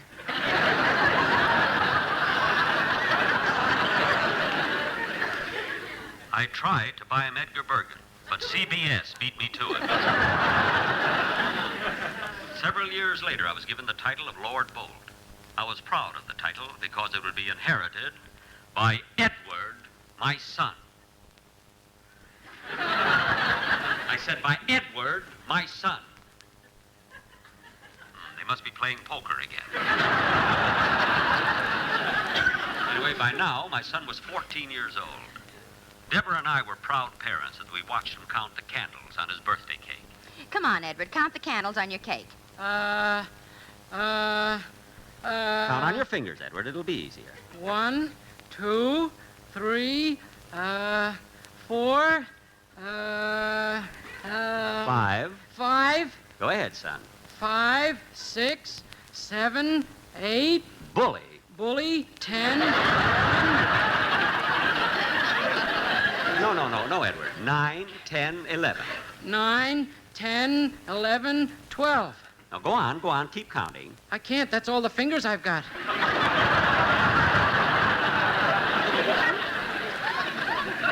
Well, take off your shoes. You're loaded down there.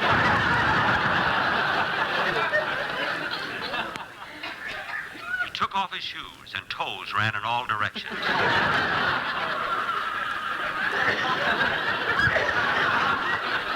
He looked like he was standing in 2 plates of spaghetti.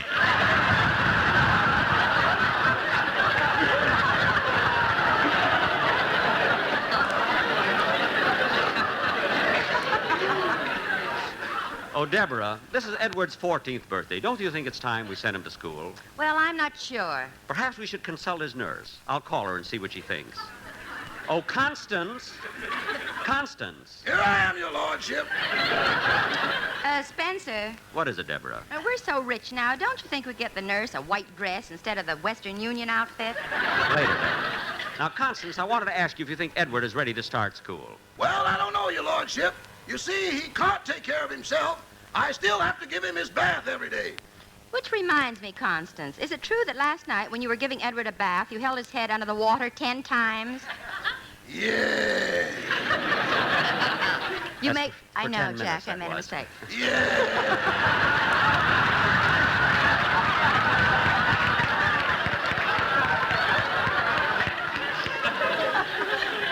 You may go, Constance. Better luck next time. Better luck to you. Now, Edward, we're thinking of putting you in school. Well, if I go to school, can I take my frog along? Yes, you can take your frog. The next day, we went to school. We took the entrance examinations. Edward didn't pass, but the frog did. But that didn't stop me. I bought the school, grabbed Edward by the head, and stuck him in the second grade. With Edward in school, my incentive to work was greater than ever. I made millions and millions. I had to. My wife was one of the 10 best-dressed women in England. I even gave her a charge account at Eastern Columbia, Piccadilly at night. 3 years went by and it was lonely for me and Deborah. With Edward in school, it wasn't quite the same. Spencer, with Edward in school, it isn't quite the same. I just said that. I thought I heard it. You'll hear it again at 9:30. But, Deborah, you can't imagine how much I've missed my boy since he's been away. Sometimes Oh, there's someone at the door. I'll get it. Wonder who it is. It's me, Edward, my son. Edward. Edward, it's you. It's you, my boy. The apple of my eye. The pride of my life. The one I've dedicated my whole existence to. I've worked, struggled, and fought my way to the top so that you can have the better things of life. And now you've come back to me. You've come back to me. I didn't have much on last week's show, but this week I'm loaded.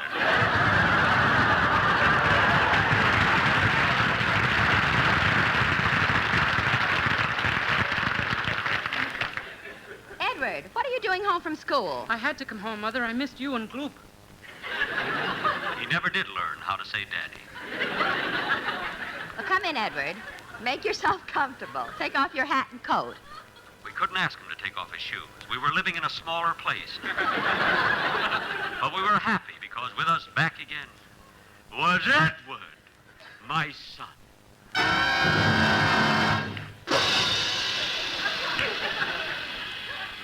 And so Edward grew to young manhood. Nothing could stop him. But then came the war. First the men were drafted, then the women, and finally they took Edward. It was terrible knowing that any day might be his last. But there was no time for sentiment. And then it happened. A man from the War Department came to our house. We could tell by the look on his face that something terrible had happened to Edward. He was grinning from ear to ear. He looked at me and said, Lord Bold? Yes? Are you the father of Edward, my son? Yes, I am. It's my unpleasant duty to inform you that your Never son... mind that. How did it happen? We're not quite clear on the details, sir. All we know is that Edward bailed out. Bailed out? What happened to his plane? Oh, he wasn't in a plane. He was in a submarine.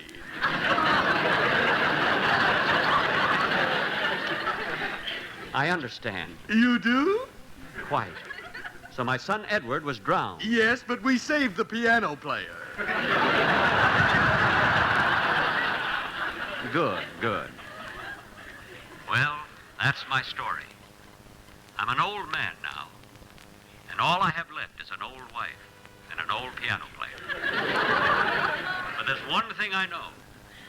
I, Lord Spencer Bold, will always treasure the memory of... Edward, my son, oh, Edward, my son. We changed it, arranged it, and now that it's done, our Mary was so cute as Deborah Carr.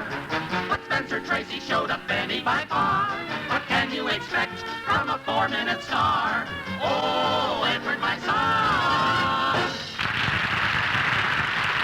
Jack will be back in just a minute. But first, Lucky's Pay More. Yes, at the tobacco auctions, Lucky's pay millions of dollars more than official parity prices for fine tobacco. Let's imagine we're at a tobacco auction. Look, there's aisle upon aisle, lined with baskets of tobacco ready for sale. And now at this moment, the bidding begins. The chant of the auctioneer rings to the rafters. And as a basket of particularly fine, light, mellow leaf comes up for sale, the price climbs higher and higher. And now at the peak bid. And another basket of fine tobacco goes to the makers of Lucky Strike. Yes, Lucky's pay more, millions of dollars more than official parity prices for fine tobacco. LSMFT, LSMFT. Lucky Strike means fine tobacco. Fine tobacco that's light and naturally mild, that gives you more, far more, real, deep-down smoking enjoyment. So light up a Lucky. Prove to yourself how much finer, milder, more enjoyable Luckies really are. You'll agree, in all the world, there's no finer cigarette than Lucky Strike. Ladies and gentlemen, I hope you'll tune in again next Sunday as we're going to have a special program with special guests, including Amos and Andy, Red Skelton, and Edgar Bergen. And let me see, what else? Oh, Gloop. Huh? Tell him. Oh, yes, don't forget to listen to Edward, My Son, in a Day in the Life of Dennis Day. Good night, folks. This is CBS, the Columbia Broadcasting System.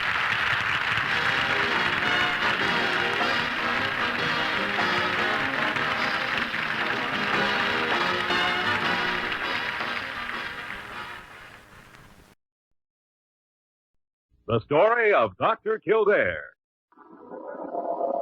Whatsoever house I enter, there will I go for the benefit of the sick. Whatsoever things I see or hear concerning the life of men, I will keep silence thereon, counting such things to be held as sacred trusts. I will give no deadly drug to any, though it be The story of Dr. Kildare, starring Lou Ayres and Lionel Barrymore. Metro-Goldwyn-Mayer brought you those famous motion pictures. And now, for the first time, this exciting, heartwarming series is heard on radio.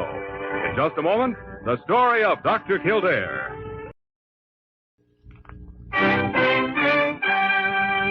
Now, the story of Dr. Kildare, starring Lou Ayres as Dr. Kildare and Lionel Barrymore as Dr. Gillespie.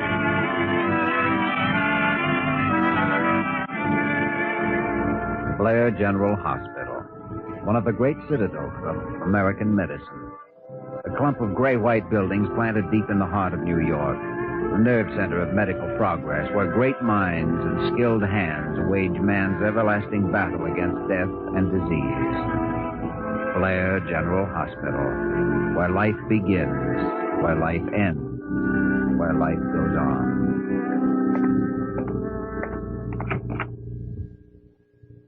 Good morning, Dr. Kildare. Oh, my, you look tired. Morning, Parker. I am tired. Dr. Gillespie in yet? He's down in the clinic. Oh, that man. Bad mood? Bad? Oh, horrible. Fine. Let's see now. Dr. Kildare speaks. Hello.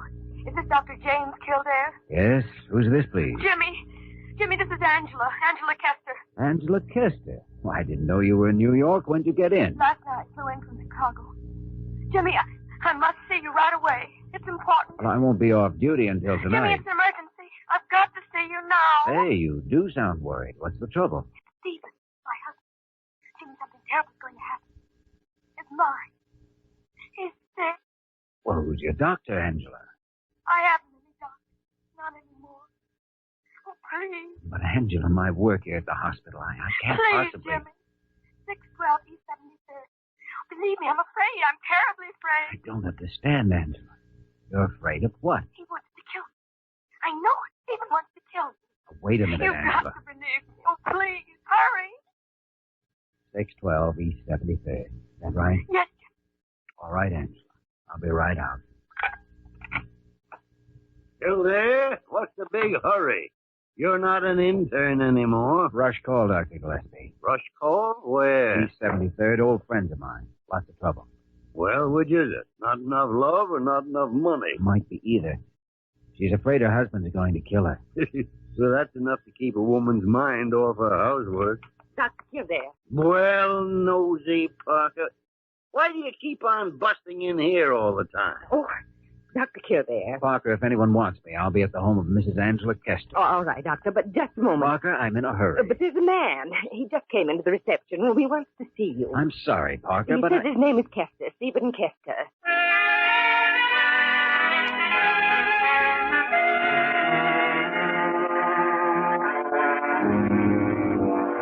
That's the way it's been going with her, Doctor. Every week she gets a little worse. I see. 5 years ago, Angela Kester is one of the finest concert pianists in this country. Today, she's nothing. When did all this begin, Steve? I mean, when did she start blowing up in the middle of concerts? Close to 5 years ago. A few months after we were married. Did Angela show any abnormal behavior just before that first breakdown? Oh, she was working awfully hard, practicing 16 hours a day sometimes. It was kind of strange, like something was pushing it, as though her success was a matter of life and death. It was almost as if she was possessed. And it's still the same. The harder she works at her music, the more the obsession grows. Mm-hmm. Oh, you said before there was a particular composition that she keeps on playing. Yes. A revolutionary etude by Chopin. Every time she sits down to play. Sometimes she can go on for, half an hour without breaking. Beethoven, Liszt, Brahms. And she goes back to it. Does that piece have any particular significance to Angela? None that I know of. It was one of her father's favorites. He's dead now. He had great ideas about Angela's career. I see. Now about this latest fixation of hers, this fear that you are going to murder her. It's the first time I've heard that one. It was the first thing she told me on the phone. She's really getting bad. Yes.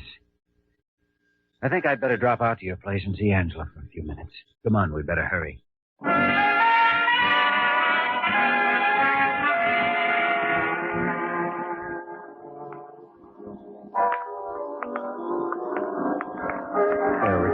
We can watch her here from behind these glass doors. Is the nurse with her constantly? Yes. I don't dare leave her alone. She still plays beautifully. Yes, I know. But wait. Wait, you'll see. Steve, the doctors that have been handling Angela's case, what kind of treatments have they been giving her? Oh, I think she's been through about all of them. 2 courses of insulin shock, 2 courses of electric shock. I don't know what else. When did she have her last shock treatment? Oh, about 6 months ago. They helped for a while, then she slips back into the same old condition. Listen. You hear? She's breaking up now. Mm-hmm.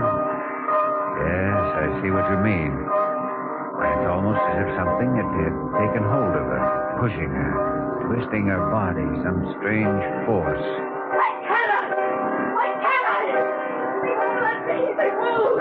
Steve, stay here. I'm going in. All right. Why can't I? Hands! Hands! They won't let me! They won't let me! My gut will not come out! Hands! Oh, stop! Hands! Stop! Stop! Angela. Oh, Jimmy. Jimmy. It's all right, Angela. It's all right. Nurse, I'm Dr. Kildare, Blair General. Oh, yes, sir. Are there any sedatives in the house? Yes, sir. Grain and a half a second off, please. Yes, sir. Oh,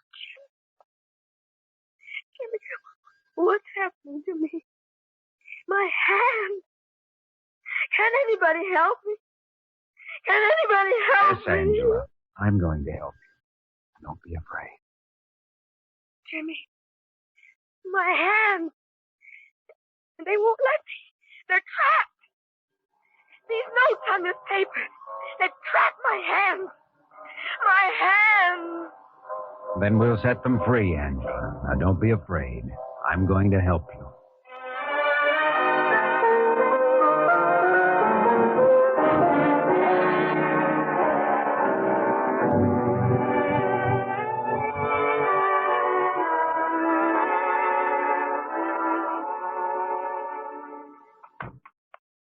Kildare, that you? Yes, Dr. Gillespie? Ah, sit down, Jimmy. Sit down. Here, sit down. Cigarette? Thanks, I could use one. Yeah. I think it's high time somebody told you this. What?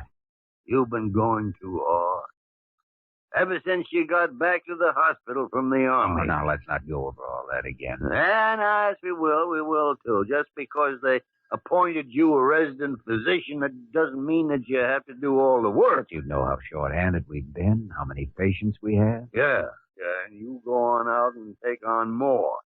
Look, Jimmy, you've just got so much energy to spend in one day, and that's all. Now you're going to tell me I need a vacation. That's exactly what you do need.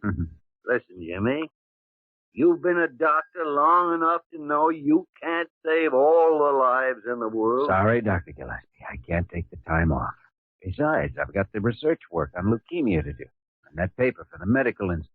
And besides that, you'd hate to be away from that beautiful nurse, Mary Lamont. Huh? Go on, admit it. Oh, your spies are working overtime. They're always working overtime. You haven't dated Mary Lamont for 3 weeks. Now, that's a late bulletin. Why haven't you? Oh, the Angela Kester thing, I guess. Takes a lot of time. Well, why did you take the case in the first place? You don't have enough to do here, huh? You have to go out looking for work. Doctor, until her mind got sick, Angela Kester was on her way to becoming one of the greatest concert pianists in the world. I'm convinced she can still be one of the greatest pianists in the world. Yeah, well, that's fine. How do you go about curing her? I'm not sure yet. What's your diagnosis? She's suffering from a neurosis, obsessive-compulsive, superimposed paranoid tendencies. Well, I have to give you credit, Kildare. When you pick a bad one, you pick the worst. What are the symptoms? Deep-seated compulsive complex is the first thing I noticed. See, Angela had one of those fathers who wants great things for his children, whether they want it or not. He was a second-rate pianist himself, but he was determined Angela would reach the top. I guess he impressed her with that as soon as she was old enough to understand. Stupid parents. Her father was a widower. He didn't have much money, but he spent every spare dollar he could get on piano lessons for Angela. Evidently, he made her realize how much he was sacrificing to make her a great artist. And it grew out of all proportion in her mind. Right. And by the time she was 10 years old, she was afraid to be a failure. She had to make it. There was no other way out for her. When did it first show on the surface? Oh, 5 years ago. Angela was about 22 at the time. The night before she was to sail for Europe for a concert tour, she had a recital at Carnegie Hall. She went to pieces. Oh, too bad. You spotted the neurosis, all right. Obsessive-compulsive. What about the paranoid tendencies? They've just started showing up lately. She's developing all kinds of persecution complexes. And thinks the public's against her, thinks her husband's going to kill her. Too bad. Dratted phone. Hello, Dr. Gillespie talking. Huh? Who? Yeah.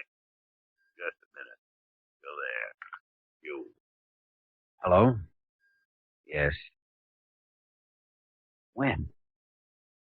I'll be right over. That was Stephen Kester, Angela's husband. Well? Angela just shot herself.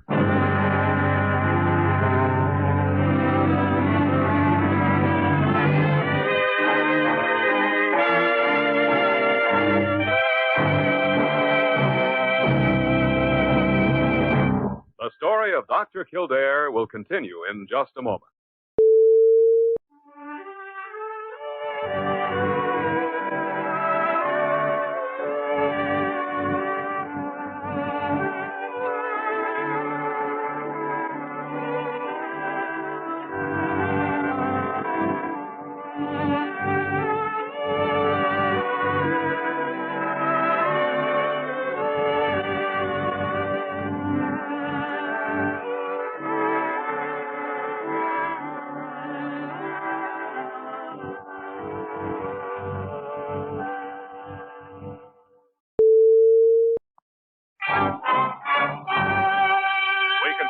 The story of Dr. Kildare, starring Lou Ayres as Dr. Kildare and Lionel Barrymore as Dr. Gillespie.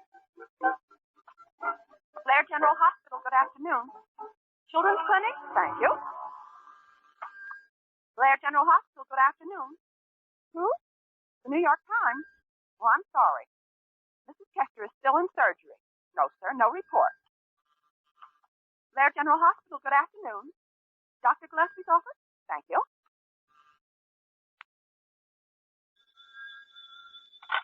Dr. Gillespie's office, Nurse Parker. What? Mr. Willingham.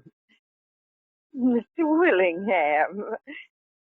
Oh. Parker, what's that infernal babbling going on out there? Oh, Mr. Willingham, call me back later.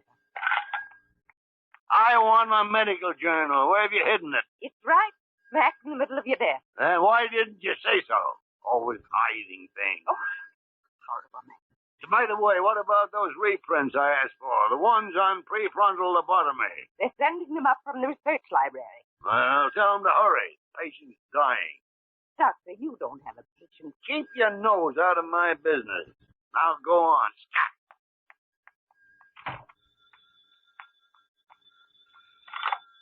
Dr. Gillespie's office. Parker, this is Dr. Kildare. Just finished surgery. Yes, doctor. Here's the report on Angela Kester that Dr. Gillespie asked for. All right, doctor, I'll take it. Self-inflicted bullet wound on left side of chest. Bullet penetrated the chest cage. Small pneumothorax. No serious damage. Bullet lodged just beneath the skin under the left shoulder blade. Easily removed. Patient resting comfortably. Got it? Yes, doctor, thank you. Now tell Dr. Gillespie I'm going over to Sullivan's for a bite to eat. All right, doctor. You're trapped, Jimmy. I heard every word. Mary, where'd you come from? Been following you for days. How about coffee? Wonderful. Let's go. Sorry about the last few weeks, Mary. I hope you understand. I'm getting used to it. But really, Jimmy, I've been talking to Dr. Gillespie. You've got to cut down on your work. All right. I concede. Just as soon as Angela Kester gets well, I take a vacation. Wonderful. She ought to be up and around in 10 days. Then you start your vacation? Well, I don't mean the bullet wound. Her mind. Oh. She's suffering terribly. Do you really think there's a chance of curing her? I think there is, Mary. One chance. But I thought they tried everything. Everything but an operation. I don't understand. A prefrontal lobotomy. It's her only chance. But it's so risky, isn't it, Jimmy? Are you sure it's her only chance? It's the last resort, I know. That's all that's left for Angela now. And if the operation fails? It can't fail, Mary. I wish I could believe that. Come on, let's get that coffee.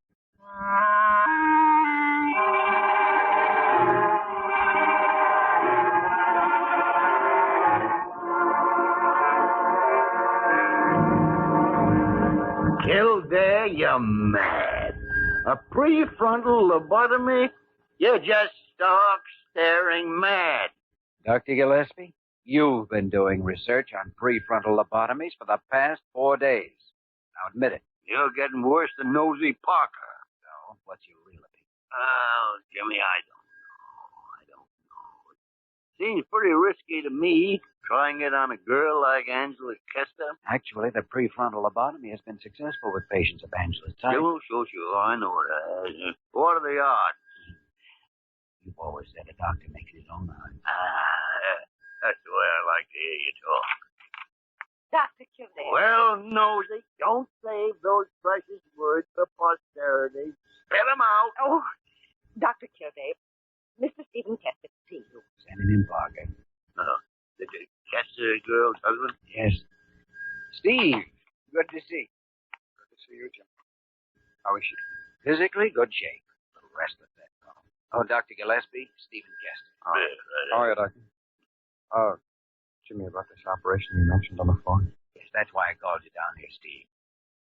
I think it'll cure Angela. But we've got to have your permission before we go ahead. Well, I don't know. What's it going to involve? I'll try to make it as brief as I can. Angela's mental trouble, her obsessions, her fears are centered in this part of the brain here, see? Just inside the upper part of the forehead. The frontal lobes, we call them. But how could an operation cure that part of the brain? It wouldn't. Our only concern now is to cure the whole brain by permanently isolating those frontal lobes from the rest of the brain. Well, how is that possible, Doctor? Well, it's comparatively a simple operation, Kester. An opening is made in the skull just above the frontal lobes. We insert into the brain an instrument called a leucotome. Mm-hmm. With that instrument, we sever the white tissue which connects the frontal lobes to the rest of the brain. That's what we call a prefrontal lobotomy. What are the risks? I mean, what could happen? 4 alternatives, Steve. It could make Angela a little better, or it could make her a little worse. It could cure her completely, or it could kill her.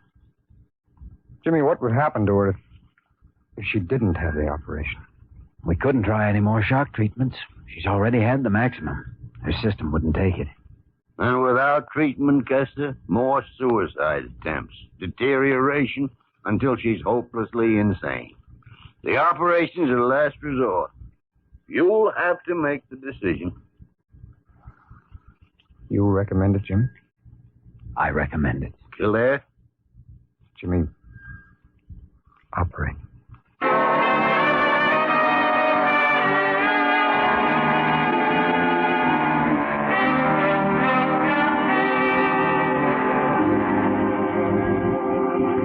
You ready now, Jimmy? Yes.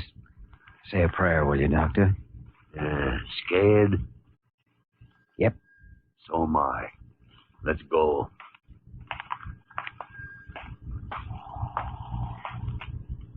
Dr. Long, is the patient ready? She's anesthetized. I've given her sodium pentothal. Is it all right to proceed? Yes, doctor. All right, Jimmy. Scalpel. Sponge. Hemostat. Silver clips. How's that wound, Kildare? Bleeding's controlled. Wound's dry. Nurse. Yes, doctor. Retractor. Periosteal elevator. Dr. Long. Yes, doctor. Ready to proceed with the osteotomy. Her condition still good? Blood pressure down, 90/68. Pulse, 88. Respiration, 24. Miss Lamont. Yes, doctor. Trephine. Have the water syringe ready. Forceps. Good work, Jimmy. Nurse, careful with the skull disc. Keep it moist. Yes, doctor. Scalpel for dural incision. Eyes. Quickly. Yes, doctor. Dr. Long, how's her condition? Blood pressure was down, 90/68. Supplementing saline solution with blood. Pulse, 90. Respiration, 26. Blood pressure rising. Ready to proceed with the lobotomy. All right, proceed, doctor. Nurse. Yes, doctor. The leucotome. Ready with the Lipiodol syringe. Ready, doctor. Localized perfectly. Easy. Got to go slow.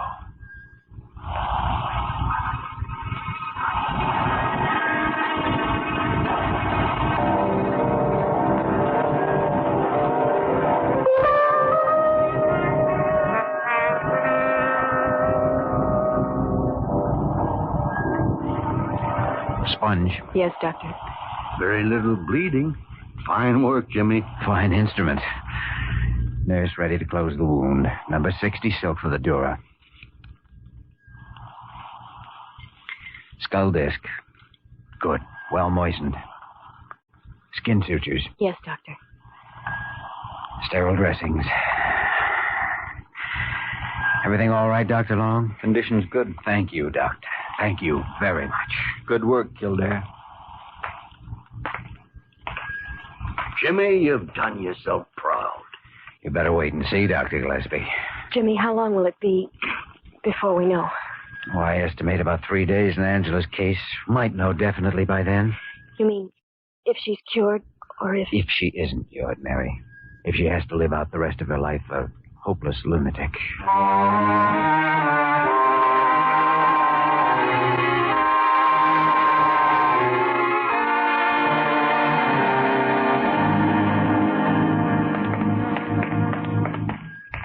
We might be pushing things, Steve. Might be too soon to tell definitely. Jimmy, I've got to know. One way or the other. It's only been 3 days, Steve. In a case like Angela's, it could be months before we know, for sure. It could be complications. Jimmy, I've got to know now. I've got to. All right, Steve. Here we are. You all set? Yeah, I'm all set.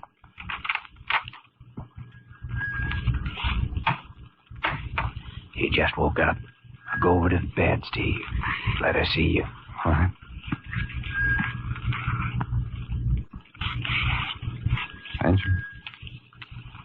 Angela.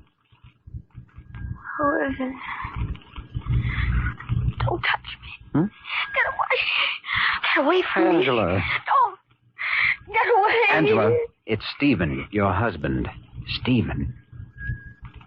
Steve? Angela, look at me.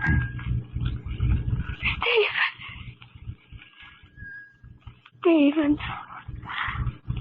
Stephen. Angela. You're all right. Angela, you're cured. Jimmy, she is cured. She'll tell you, Steve. Look, my hands. My hands. They're free, Steve. My hands are free.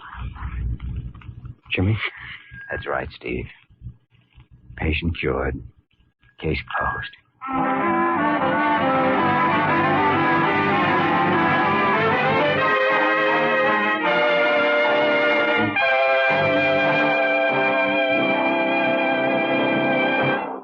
In just a moment, we will return to the story of Dr. Kildare.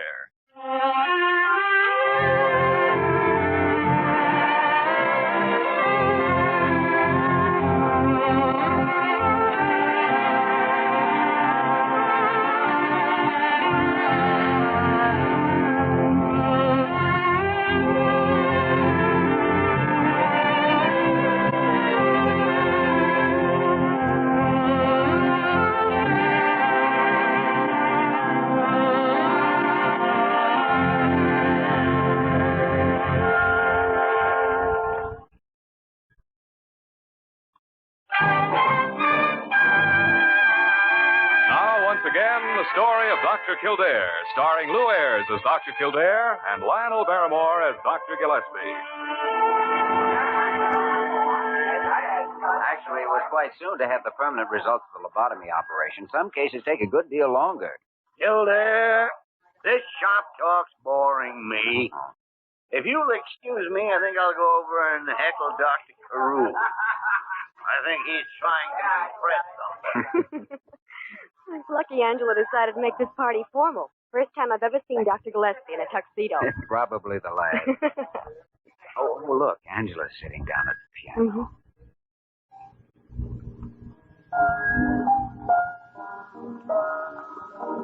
Listen, Jimmy. Beautiful, isn't it? Yeah. Yes, Jimmy. You made it that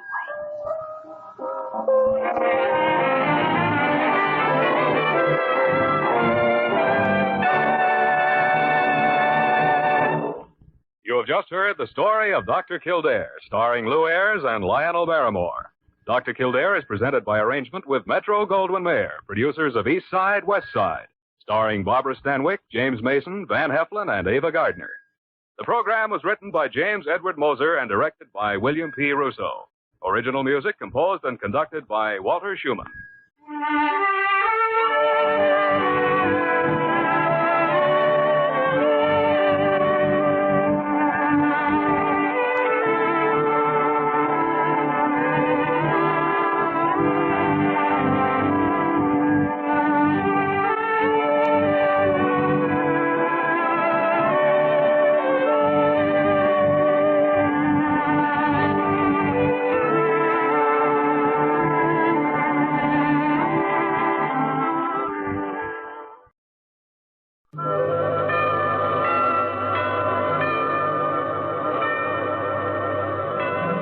Good evening.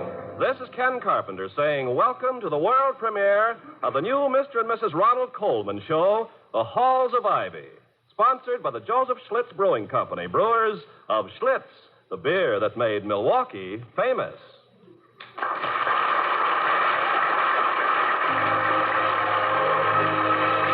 Now, The Halls of Ivy. The halls of Ivy. surround us here today, and we will not forget, though we be far, far away. Welcome to Ivy, the town of Ivy, and Ivy College. Ivy College is coeducational and non-sectarian, and its age is indicated by the fact that until recently the curriculum required 2 years of Greek. Ivy is all American. Its student body is a pretty fair cross-section of our country's youthful seekers of knowledge. Dr. William Todd Hunter Hall, Ph.D., LL.D., and M.A., is president of Ivy, at least until the end of the month. His reappointment is under discussion now by the Board of Governors, now meeting in the east wing of the library. I have to catch the 4 o'clock train back to town. We used to get a $20 gold. I hope you can make it for the weekend.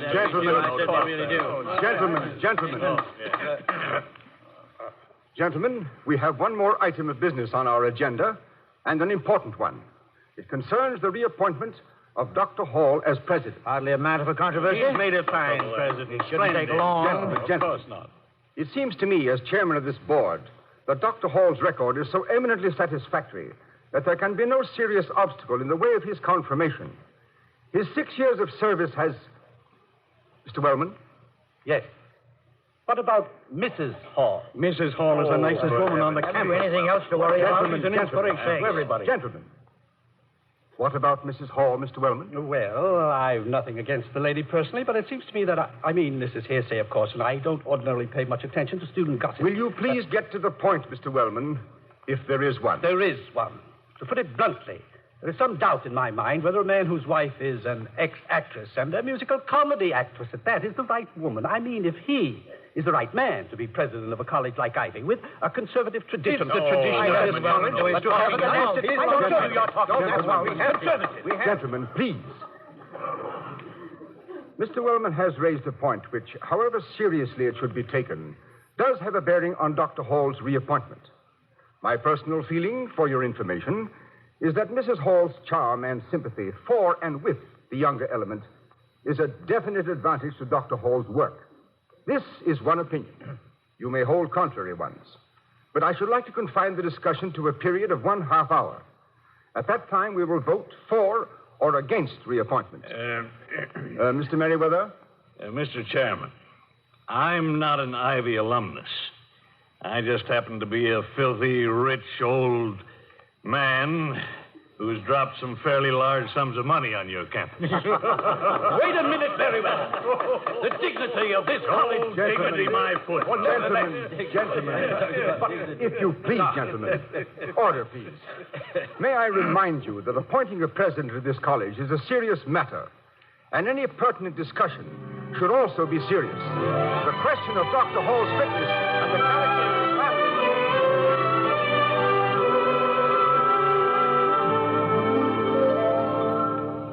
Toddy, dear, must you pace back and forth like that, like a hyena in the zoo? A hyena? That's a rather rude comparison, Victoria. A hyena is a nasty animal. If we must be zoological, let me be something a little more noble. A tiger. A lion. That's what you are, the king of the beasts. Well, thank you. And like a lion, you must be brave, dear. My dear woman, bravery in a college president, even in a former college president. Oh, don't say that. Oh, it could happen. But as I was saying, bravery in a college president is a superfluous virtue. And practically the only virtue not absolutely required. If the governors of this college... What do you suppose they're doing at their wretched board meeting? Playing Parcheesi? Temper, Toddy, temper. Successful college presidents never lose their tempers. I know. And, will you please try not to call me Toddy? Even in these sacred precincts. Someday you'll use it in front of some eager young beaver in the School of Journalism. And 3 weeks later, they'll find me at my desk with a hole in my head and a smoking pistol in my hand.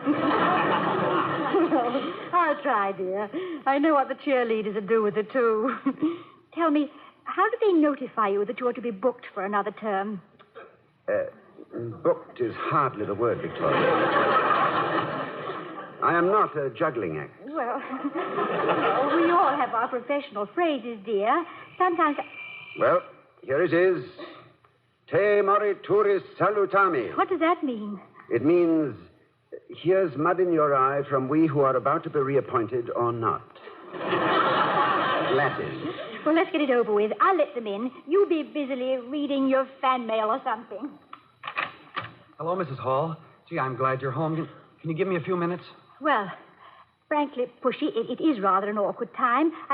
What's the trouble? Oh, it's that waltz clog I'm doing in the Junior Follies. I can't seem to remember it. Would you brush me up a little? Ask them in, Victoria. Yes, yeah. Come in, Pushy. It's Pushy Morgan. Gee, I'm sorry to bother you all the time, Mrs. Hall.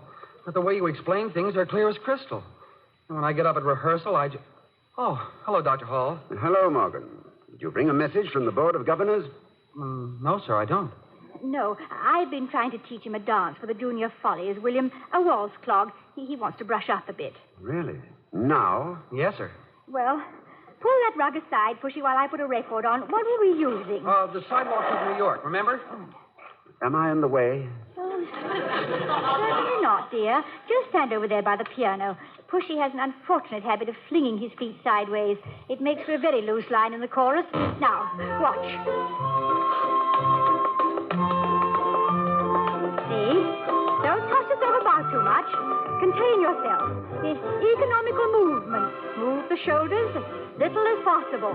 Now, try it. Gee, it sure looks easy when you do it. Well, okay.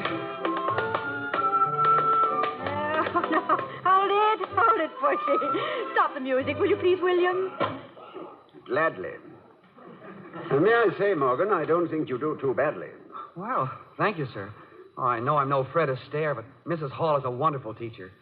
What was I doing wrong, Mrs. Hall? Well, your balance is all wrong, Pushy. Watch how I shift my weight. See? Now, here's what you're doing. Oh, I think I see what you mean. Look, more like this, huh? Now you're getting it. You just practice. Try to think of your upper body and arms wrapped up like a mummy. Be tight. Oh, I get it. I think I know now. Oh, thanks, Mrs. Hall. This is going to be the best show we ever had, Doctor. I'm looking forward to seeing it, Morgan. Are you one of the leads? He is the lead, William. He sings even better than he dances. Oh, I'd better. This whole thing scares me to death. When I think of opening night and me doing the waltz clog in front of all those people, gee, I'd almost rather be back in Okinawa. Almost, that is. Okinawa?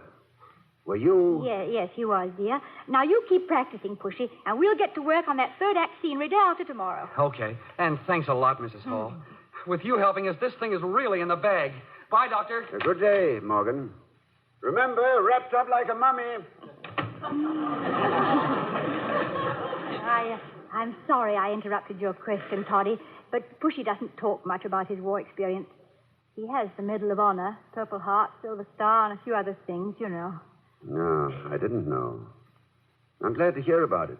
I'm inclined to lose sight of the fact that these are not all youngsters under my care. When I... Oh, here, let me help. Pull the rug over a bit, will you, dear? Over here? A little bit more. There. That's it. Now, what were you saying? What was I... Oh, yes, this reappointment. You do want to be reappointed, don't you, Toddy? I mean, William. Yes, I do. And largely on account of boys like Pushy Morgan. When I address the student body or any part of it, I can see how the world has moved since I went to college myself. In my day, we went to college for fun and to fill in a few years between high school and making a living. Some of these young old men have already lived more than I ever will. And even the inevitable few who are here to avoid work are affected in spite of themselves by the veterans and the ones who are playing for keeps. That's why I like my job more than I ever did. And that's why I wish those... What time is it? It's 3:37.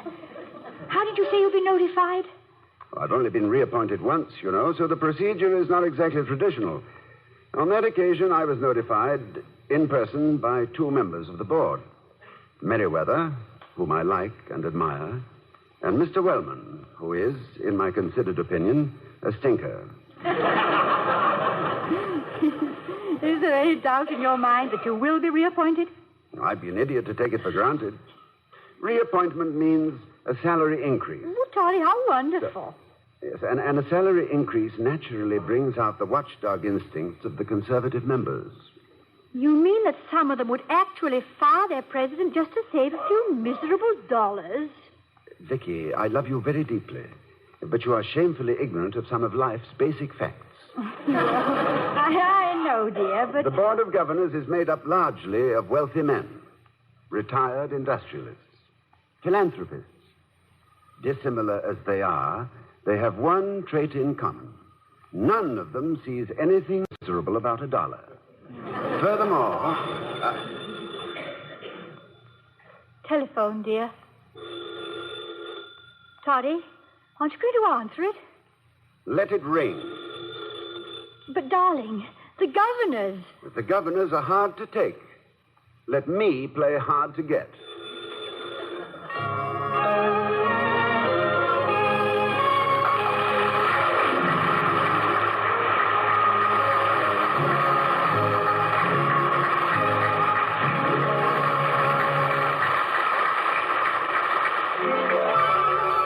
I was curious. I tasted it.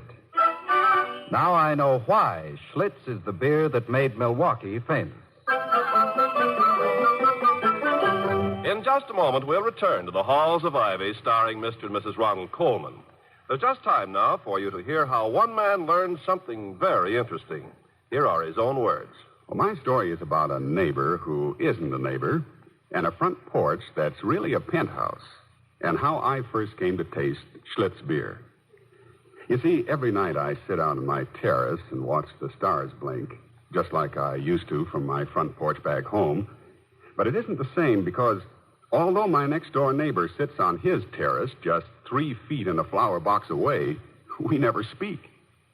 I know that he lounges in an old tweed jacket and has a hard time keeping his pipe lit and turns to the sports page first, and I don't even know his name.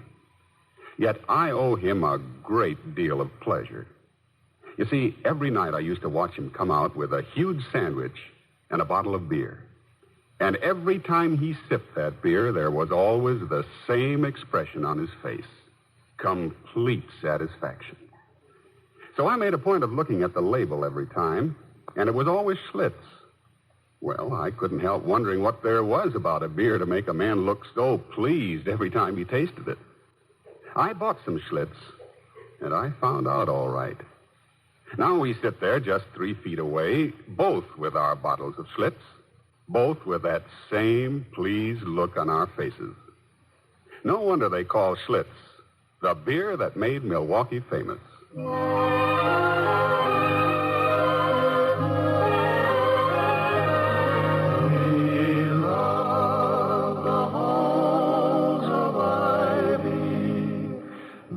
Surround us here today.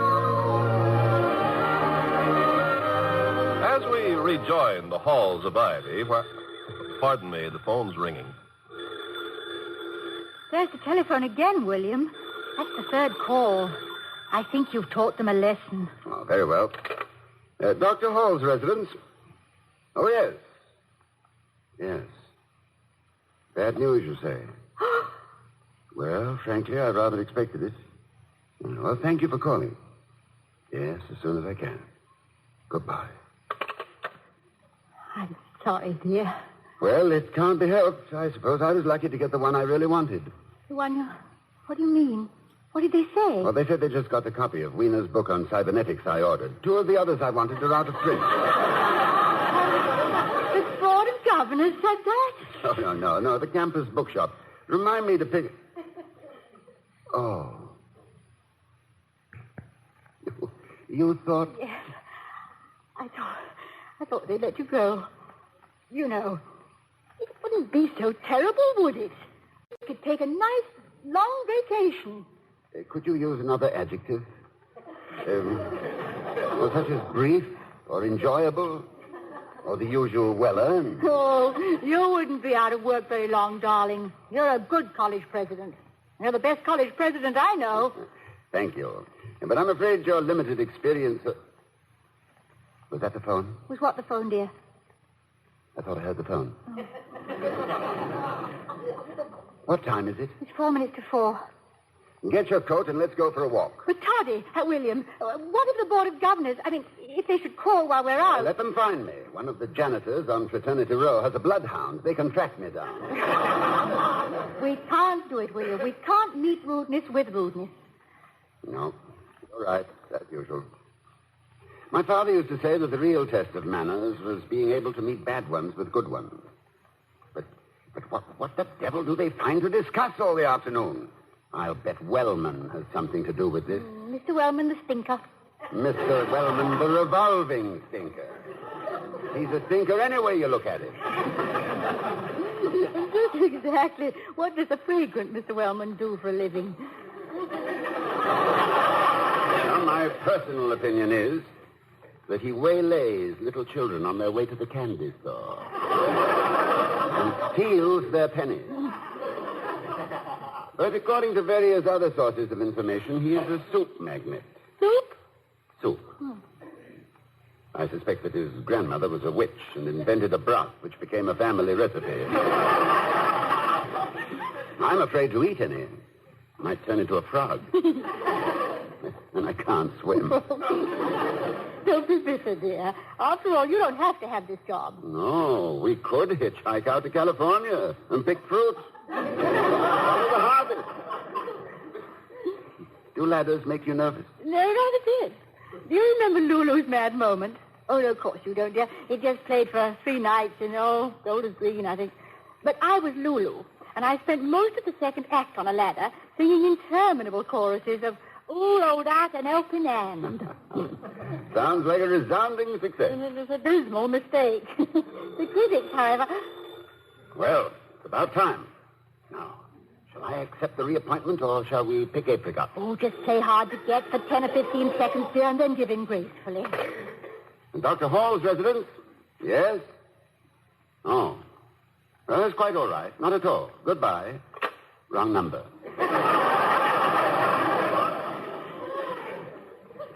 What time is it? 2 minutes after 4. And stop pacing, Toddy. Remember, I don't mind ladders. Very well.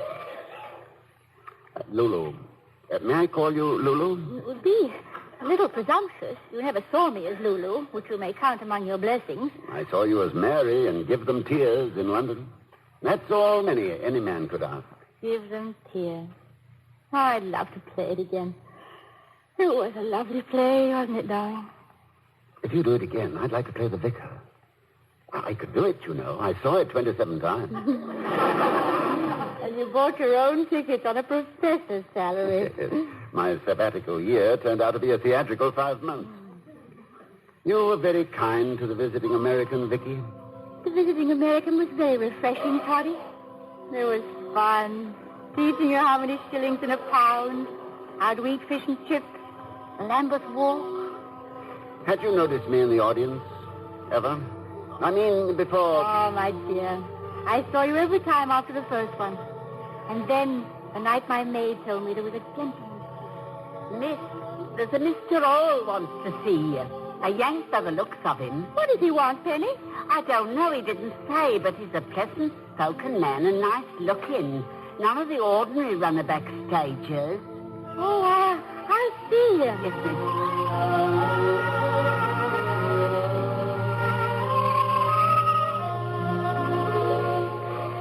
Miss Cromwell, I realize this is perhaps an imposition, but I'm leaving for the United States in a few days, and I felt I must tell you something. Yes, Mr. Hall. Or is it Professor Hall? Oh, no. Or Dr. Hall? No, it doesn't matter. What does matter is that I am not ordinarily much of a theatergoer, but I've seen you in this very beautiful play 26 times. And I'd feel that I had been lacking in simple courtesy had I not told you in person how much genuine pleasure you have given me. The hours I have spent watching you will be a memory which I shall treasure the rest of my somewhat dull life. I am most grateful. Oh, Mr. Hall, This is really...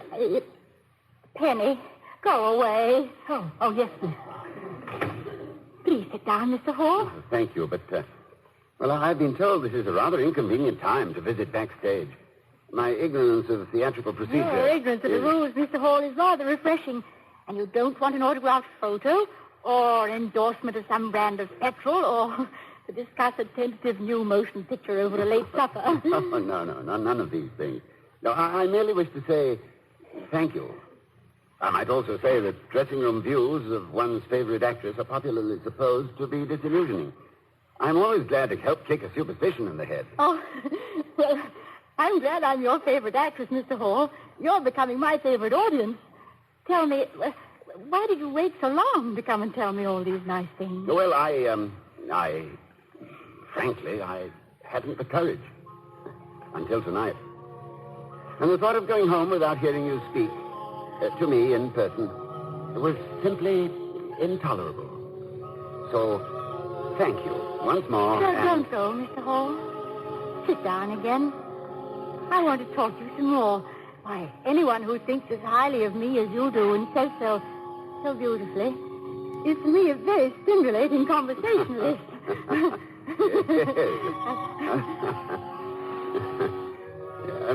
Miss Cromwell, I wouldn't have mentioned this, but inasmuch as you have introduced the subject... How would you like it inscribed, Mr. Hall? Oh, just say something like, with kindest regards to...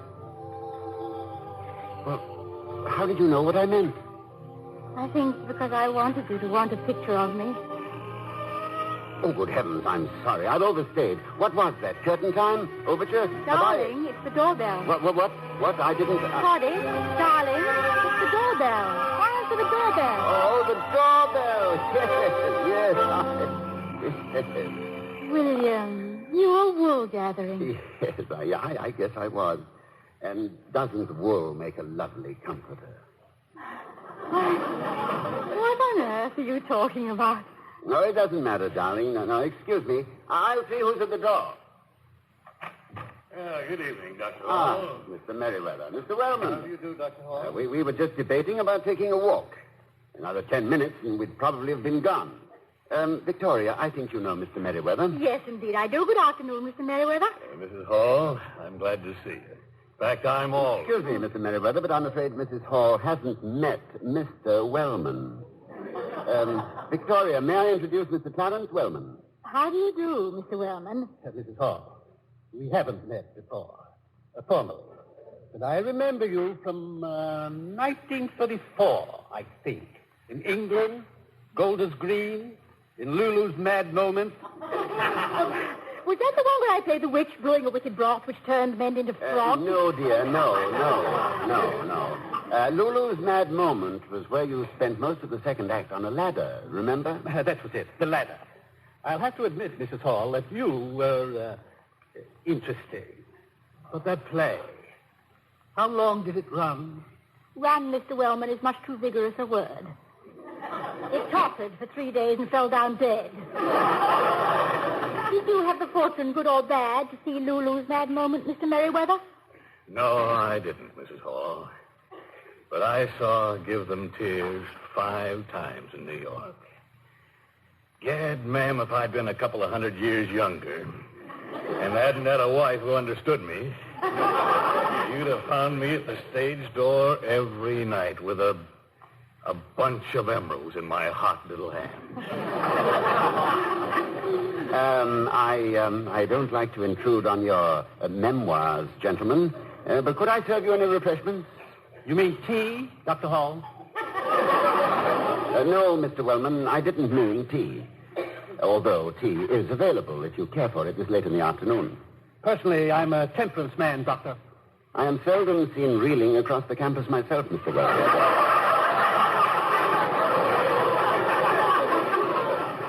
May I get you something, Vicky? No, thank you, William. Apologies for keeping you waiting, Doctor. Waiting for what, Mr. Merriweather? Waiting for what? Don't you realize today is the deadline for your reappointment as president of Ivy, Dr. Hall? Good gracious, so it is. William, did you hear? Yes, I did. Well, I knew you weren't the type to screw around about it, Hall. Right temperament for president of Ivy, always said so. Well, Clarence, you're the committee. Tell the man. Dr. Hall, I have been requested by the Board of Governors to inform you of your reappointment as president of Ivy College for a further term of 5 With years. more money, too, so you... I'm a committee of one. Go ahead and commit. Stop stalling around. For a further term of 5 years, Doctor, with an increase in stipend of $2,500. Thank you, Mr. Wellman. Does this mean, William, that we can't go to California? I'm afraid so, dear. But possibly on our vacation, we can pick an orange. Must you go, gentlemen? Yes, got to get home, Doctor. Come on, Clarence. Night, Doctor, and congratulations to you and to the college. Thank you. Thank you. Night, Mrs. Hall. Good night. And thanks for being so kind and patient with my nephew, Your nephew? Pushy Morgan. Oh. Stumblebum. Yeah, you taught him how to know his left foot from his right. He's crazy about you. Oh. So am I. Come on, Wellman. What are you stalling around for? Good night, Doctor. Good night, Mrs. Hall. Good night. Good night.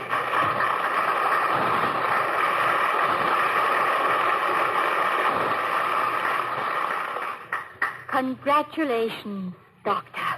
Thank you, Lulu. You may come down from the ladder now.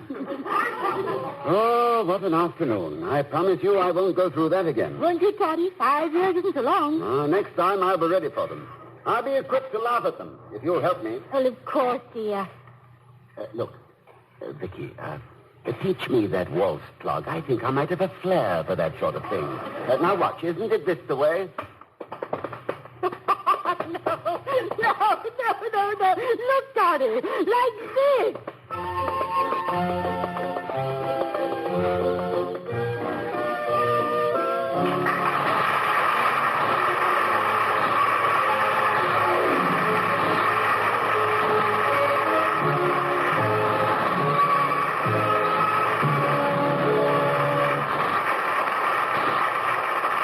Mr. and Mrs. Coleman will be back in a moment. I was curious. I tasted it.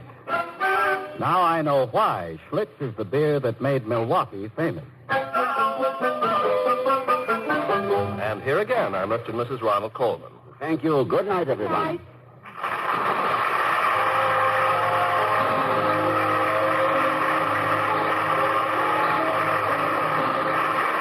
We'll be seeing you next week at this time at the Halls of Ivy, starring Mr. and Mrs. Ronald Coleman.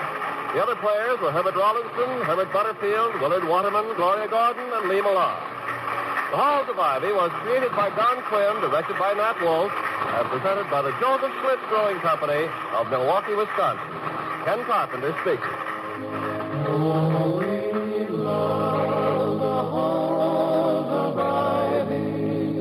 That surround us here today, and we will not forget though we be far.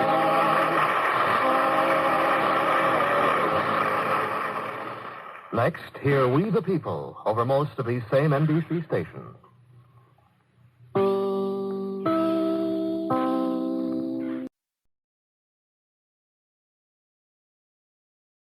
And now, the Mole Mystery Theater, presented by M-O-L-L-E. Mole, the heavier brushless shaving cream for tender skins.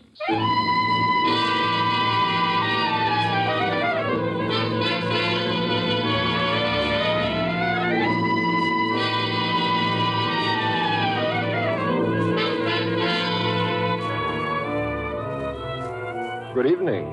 This is Jeffrey Barnes, welcoming you to the program that presents the best in mystery and detective fiction.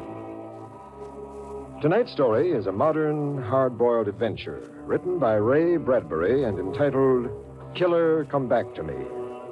Richard Widmark, star of the recent Broadway hit Kiss Them For Me, will play the leading role. Alice Reinhardt, well-known radio star, plays Julie. Killer, Come Back to Me is the story of Johnny Brugman, a killer who suffered delusions of grandeur, who thought he was beyond the law. It is a story that demonstrates, once again, that a career in crime is bitter and short. Say, Mr. Barnes, before we begin, I have some letters here I'd like to read. Oh, letters from some of our listeners, Dan? No, these are letters for some of our listeners. Men who have tough whiskers or tender skin. And the letters I want to read to them are M-O-L-L-E. You bet, men. Shaving torture ends when you start shaving with Mole, the heavier brushless shaving cream. Yes, sir, with Mole, it's smooth. So smooth. It's slick. So slick. It's a smooth, slick shave you get with M-O-L-L-E. Mole, the heavier brushless shaving cream for tender skins. Yes, Mole is the cream that's heavier, the cream for a hard-to-cut beard or a tender skin. Because Mole is heavier, it not only softens your whiskers, it stands them up straight and lets your razor sail right through them. So you shave faster, closer, easier, and you shave painlessly with Mole, the heavier brushless shaving cream for tender skin. And now for tonight's Mole mystery, Killer, Come Back to Me.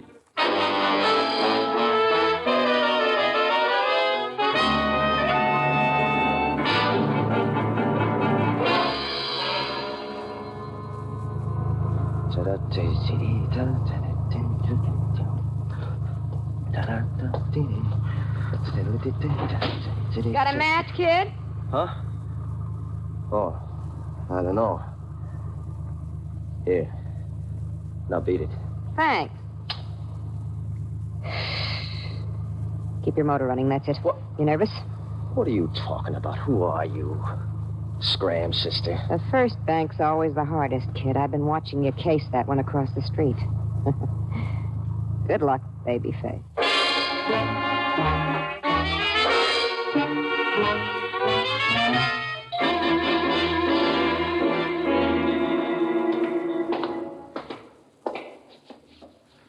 Yes, sir? Get him up. Hey, what's Hand over that money. This is stick-up. All right, don't Quick, Oliver, or I'll blow your brains out.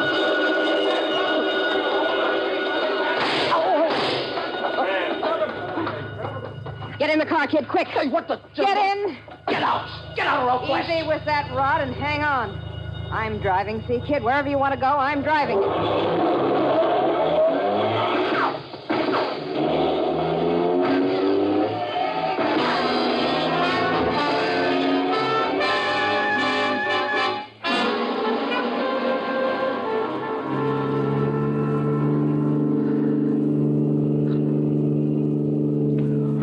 Losing him at 80. You picked a good car for a hot one. What's the matter, kid? Scared? Oh, that's all right. Go ahead, cry. You won't be green long. Shut up. Who scared me? Move fast, that's all. Just move fast. Take Highway 43. Don't be dumb. We'll go my way. I know these Colorado roads like a book. What's wrong? They get you? No, keep going. I'm all right. I imagine things. Including that blood on your leg? I'm all right. Keep going, I tell you. Just keep going. Oh, we've lost him. How much money? 700? Chicken feed. Punk stuff. Punk stuff, huh? Stop the car. Who the devil are you running me around? This was my job. I'm cutting myself in. Oh, yeah? Put away the gun. You're no killer. It's not in your face. Your eyes are too wide open. I said stop this car. Okay. I'll spill it. What's bothering you? Who are you? What's your angle? What do you want? Want to drive you to a Sawbones first thing. Take care of your leg. Then I've got other plans. What other plans? Build you up. Make you a big shot. You see, fella, I've been outside a little while, but I'm coming back in now. With you. Why me? I still don't get it. Why me? Well, let's say because I think you got what it takes, and because your face reminds me of a guy I used to know. Well, am I in? You're kind of pretty, sister, at that. Your hair's like fire. And your eyes... Never mind that.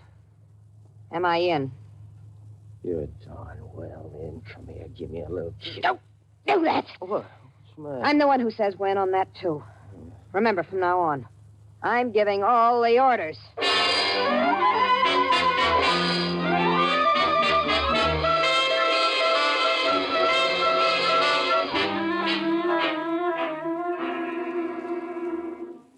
Get going, Doc. Operate on his leg. Yes, I will, but please stop waving that gun at me. It gets me nervous. Get started.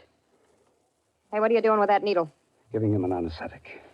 It's just a superficial wound, Can it? but He's got to learn how to take it, and he'll take his straight. Won't you, kid? Yeah, sure. Sure, I'll take mine straight.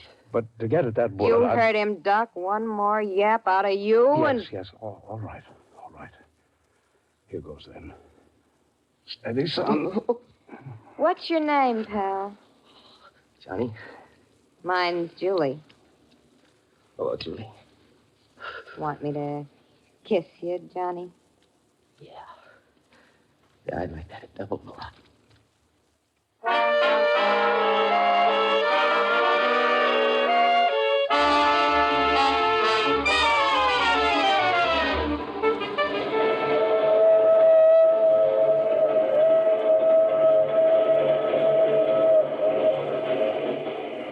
How's the leg, Johnny? Swell. It's getting dark out. Where'd you say we was traveling to? California. First to San Francisco. Frisco. Why there? Hey, who are you? Just what's your angle? Why'd you climb in my car this morning at the bank? Because you were headed for the morgue, and I put you on a detour. You need training. The way you walk, talk, hold a gun. Why, you look like a kid waiting for a ticket in front of a dime movie. Yeah, but you promised to tell me something else, too, about another guy that I reminded you of. Who? Okay. Do you remember Ricky Wolf? Ricky Wolf? The big-time Central City mobster? Oh, my gosh, yes. I was with him for 5 years. Yeah. Well, you're Julie Parks. I used to read plenty about you and Ricky Wolf. How is he? He's dead. Dead? What are you talking about? Ricky, why, the papers would have been full of it. The papers didn't know anything about it. Nobody did. Not even his own mob in Central City. I'm the only one that knows. Happened 6 weeks ago in Iowa. What do you mean? Somebody killed him and threw his body in the river. They never had a print of his fingers. I was the only one who could identify him, so I hit for Denver and covered up. Then I came along, huh? Yeah. And I always wanted to see what I could do with a beginner. Kid, you're only as good as your woman is good. If she's a whiner and a baby and a cat, she'll be on a dead slab in no time. She won't let you think clear. But me, my fingernails are clipped pretty short. That means I'll never rip your back, get it? It's up to you. Well, what'll it be? You want to die tomorrow or 4 years from now? Is that the way? That's the way it is. Well? Julie, I'm glad you came. I wouldn't want to be alone tonight. I need somebody like you. Oh, Julie. I told you never to do that. I told you I'd say when. If you stick with me, don't you ever forget that you're not a kid anymore. You're not even Johnny Brockman anymore. Not even... Then who am I? After we hide out in Frisco for a while, where I can teach you everything you gotta know, I'm bringing you back with me to your old gang. You're gonna take over again, get it? You're Ricky Wolf.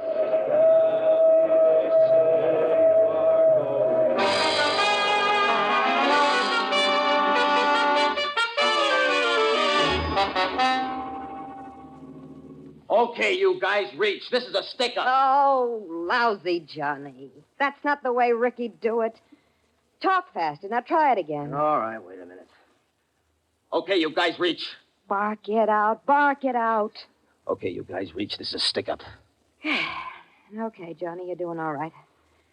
You're a natural. Okay. Soon I almost won't tell you from Ricky. But you gotta learn how to walk tall and stiff with your guts tucked in. Oh, have a heart, Julie. What do you expect? Miracles? One thing more, and you better listen. When you're on top, don't let it go to your head. Lay off the other women, you understand? Yeah, That's one thing that got Ricky, and that's one thing I'm not kidding about and won't stand for. You get it? Yeah, sure, Julie. All right. Now it's time I showed you something. Lamp these pictures, Johnny. Take a good look. Oh, my gosh, You recognize yourself? That's me. Well, only it's not. It can't be. It's enough like you to make it worth 100,000 if we work fast. Worth $1 million if we stick it a couple of years. These pictures were snapped when you were boss man of Central City. Well, Ricky Wolf ain't dead anymore. He's back from the grave in this room now, sitting right there, and he's going back. Back to Central City to be boss man again. Huh. How does it feel being Ricky Wolf? Being Rick. Julie, you really meant that all along? I mean, my going back is him? Yeah. But nobody'd believe it. Stuff like that happens in dreams and books, but we never get away with it. It just don't happen. It happens to us, Ricky Wolf. It happens to us. No, Julie, I don't even look like him when you come right down to it for a minute. Yeah, if you look quick, if the light's bad, if you're half blind. But to try to pull a gag like that on his whole mob, the guys who really know him, it's crazy, Julie. You want to get us both killed? Shut up or I'll do the killing now. It's going to work for us and work good because it happens to us. You get it? You get it, Ricky Wolf?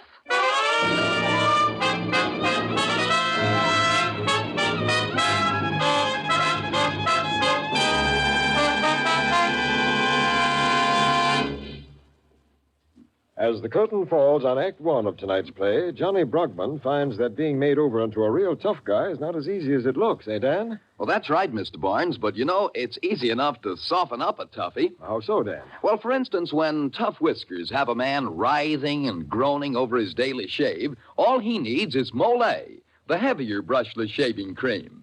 Yes, sir, men, because Mole is heavier, it not only makes softies out of the toughest whiskers, it stands them up straight while your razor mows them down 1, 2, 3. So remember, if you have wiry, hard-to-cut whiskers or a tender skin, shaving needn't be painful. With Mole, you get a smooth, slick shave every time. With Mole, you shave faster, closer, easier, and you shave painlessly. Try it. See if you don't say, it's smooth, so smooth. It's slick, so slick. It's a smooth, slick shave you get with M-O-L-L-E.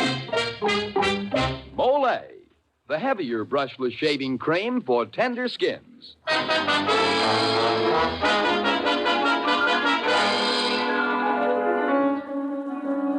This is Jeffrey Barnes returning you to Act Two of Killer Come Back to Me.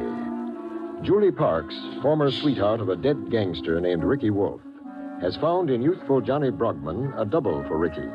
Since Ricky's death is known only to Julie, she plans to present Johnny as Ricky to Ricky's former gang. Well, this is the big day. Central City, here we come. Yeah. Everything depends on you now. Yeah, sure, okay. You know the setup. Sure, we've been over it enough. We park on Spring and 3rd and walk the rest. Right. It's a bookie joint. The biggest horse racket in Central City. We go through it to the back room, meet the boys. There's Merritt. He's the main guy to watch. Merritt. Used to be Ricky's right arm. Then there's Kelly and Rhodes, and you're sure you remember what they look like? Sure. You described them all down to the last button. Okay, then, you know what to do. Take over, Ricky Wolf.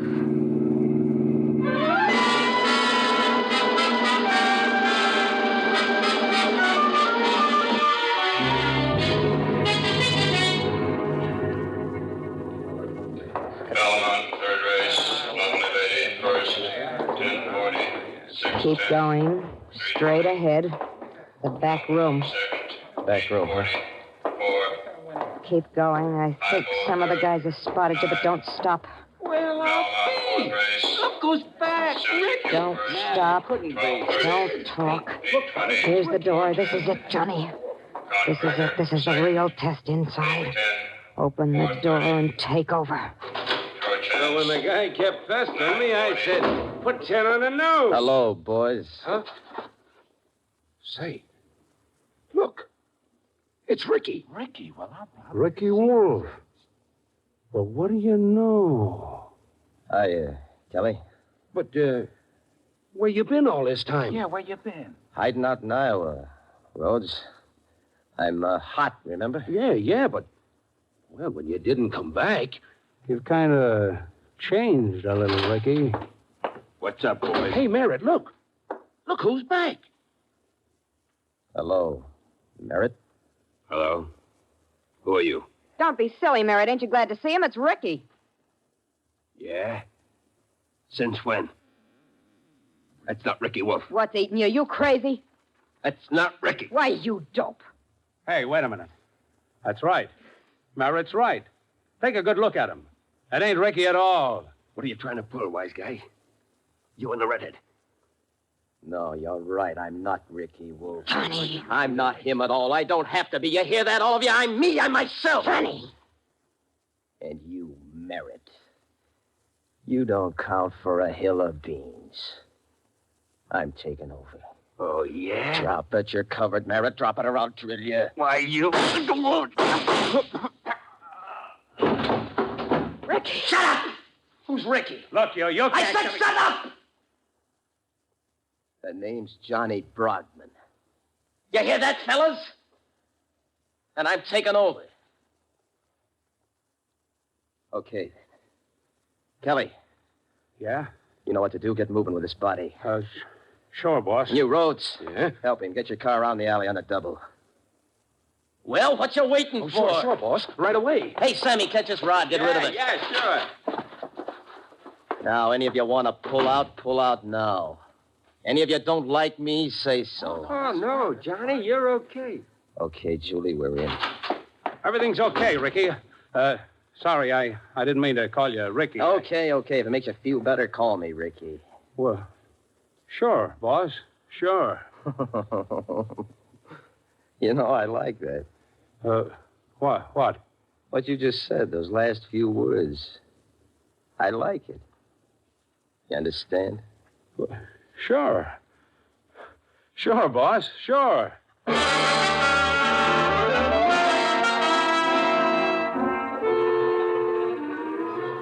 Central City. The notorious gang leader, Ricky Wolf, has suddenly sprung to life again, holding the city in a grip of terror. The entire police force has been alerted and is determined to close with one of the most vicious bad men in the history of organized crime.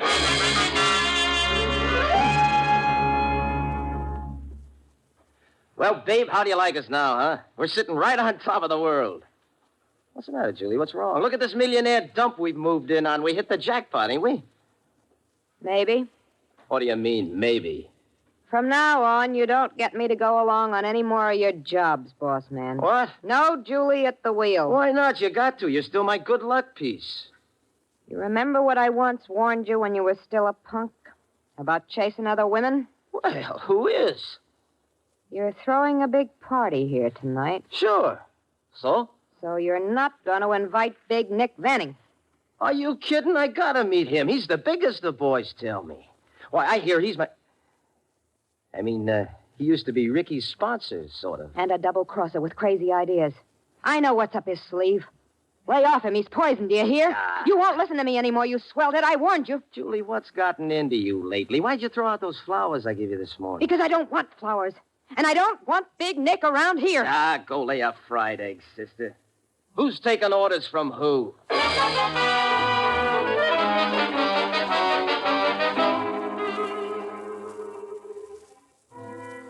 You're a smart boy, Ricky. Like to see you tomorrow night at my place. What about, Nick? Oh, have you forgotten? You shouldn't have stayed away so long, Ricky.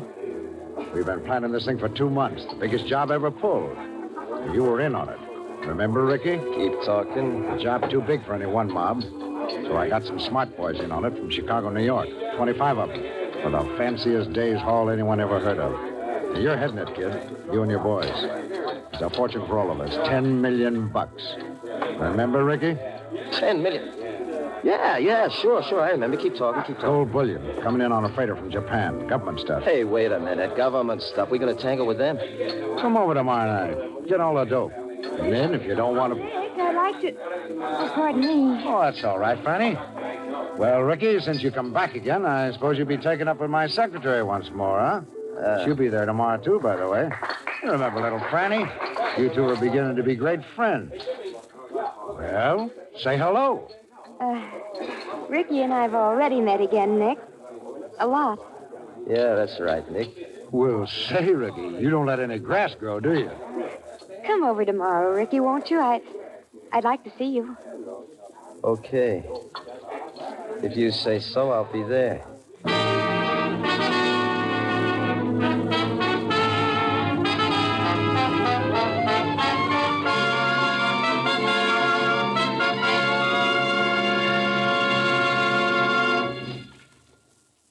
This is Jeffrey Barnes again. In just a moment, we'll bring you Act 3 of Killer Come Back to Me. Here's something for dandruff sufferers to keep in mind. Many ordinary hair preparations are no more effective for combating dandruff than plain water is, for they merely do what plain water does, that is, remove loose dandruff. But a scientific product called double danderine does more. It actually works where most ordinary hair preparations fail. For double danderine kills the germ that many outstanding authorities contend is a cause of a common type of dandruff. Yes, and it actually kills this germ on contact.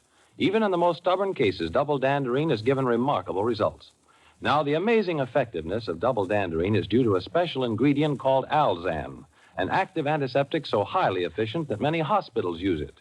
And among hair preparations, double danderine and double danderine alone has it. So try double danderine and see if you don't agree that most ordinary hair preparations can't compare with its dandruff-combating effectiveness. If you're not completely satisfied, return the empty bottle and get your money back. Buy double danderine at your druggist.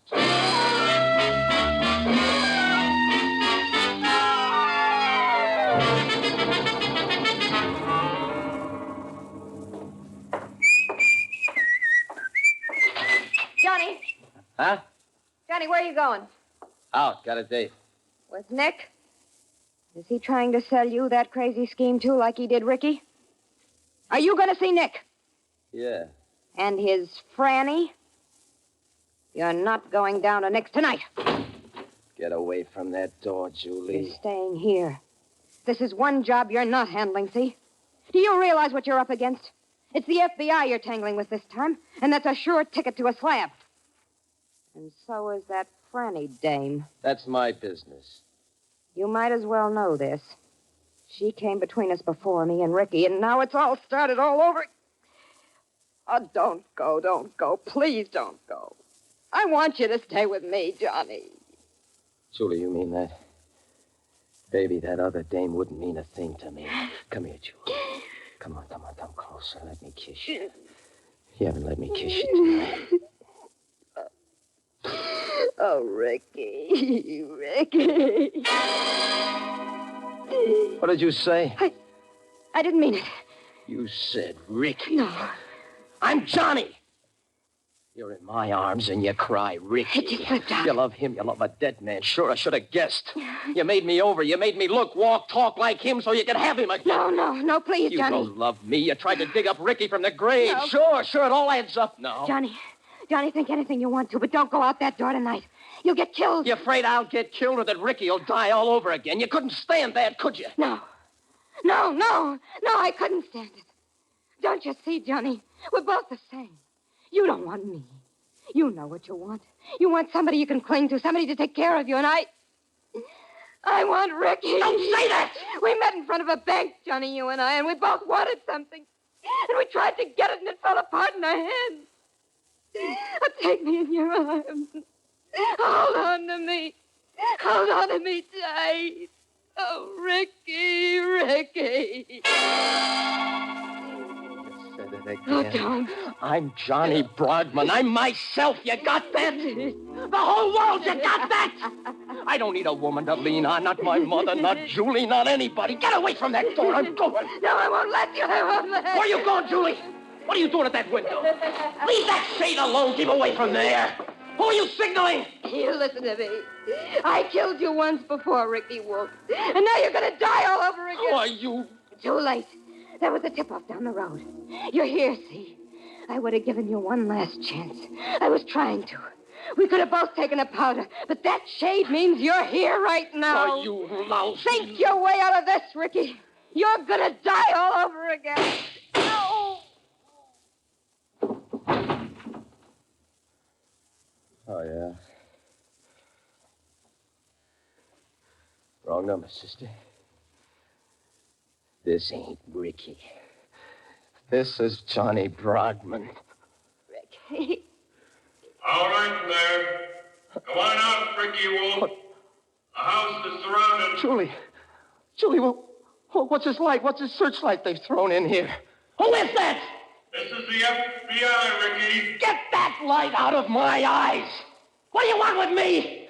Julie, honey, tell me what to do. I don't know what to do, Julie. Throw out your gun and come out with your hands up. I'll give you 30 seconds, Ricky Wolf. Who's Ricky? I'm not Ricky. I'm Johnny. I'm Johnny Broadman. Come on, Julie. Tell him who I am. That's a tear bomb, Ricky. Just to show you we mean business. Julie, what'll I do? Julie, honey, don't die. Please help me. Help me like you used to, Julie. 10 seconds left, Ricky. No, don't shoot. Julie, please give me the word. 5 seconds, Ricky. Honey, I'll get the chair. I know I'll get the chair, and I don't want to die, Julie, baby. I don't want to die. I'm not Ricky.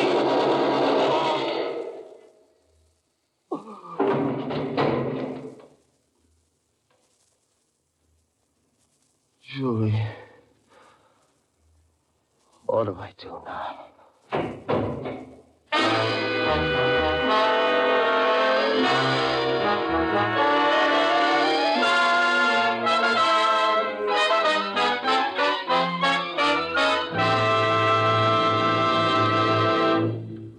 And now this is Jeffrey Barnes again, inviting you to be with us next week when the Mystery Theater presents Goodbye, Darling, by Hench Warner. Goodbye, Darling concerns a woman's cold-blooded scheme to murder her husband. It's a story full of action, suspense, and a breathtaking kind of quiet horror. It'll keep you on the edge of your chair every minute. So be sure to join us next week when we present Goodbye, Darling.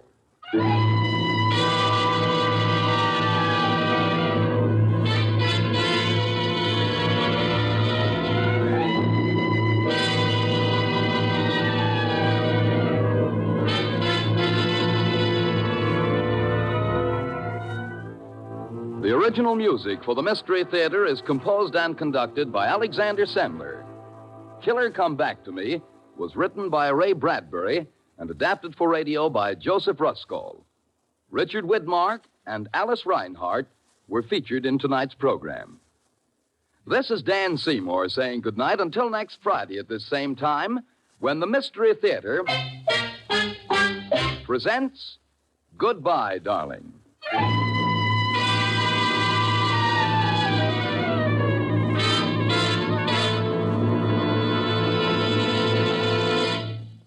Tonight's radio theater presentation came to you from our RCA building studios in New York.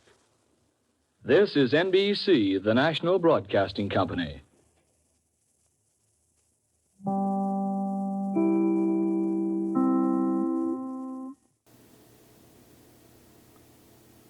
Hard-boiled drama from Ray Bradbury. Who would have expected that? But then there will often be surprises listening to Sunday Night with Old Time Radio. We hope that you enjoyed the entertainment tonight and that you'll come back next week and listen in from 8 till 11 p.m. Central Time. Good night and sweet dreams.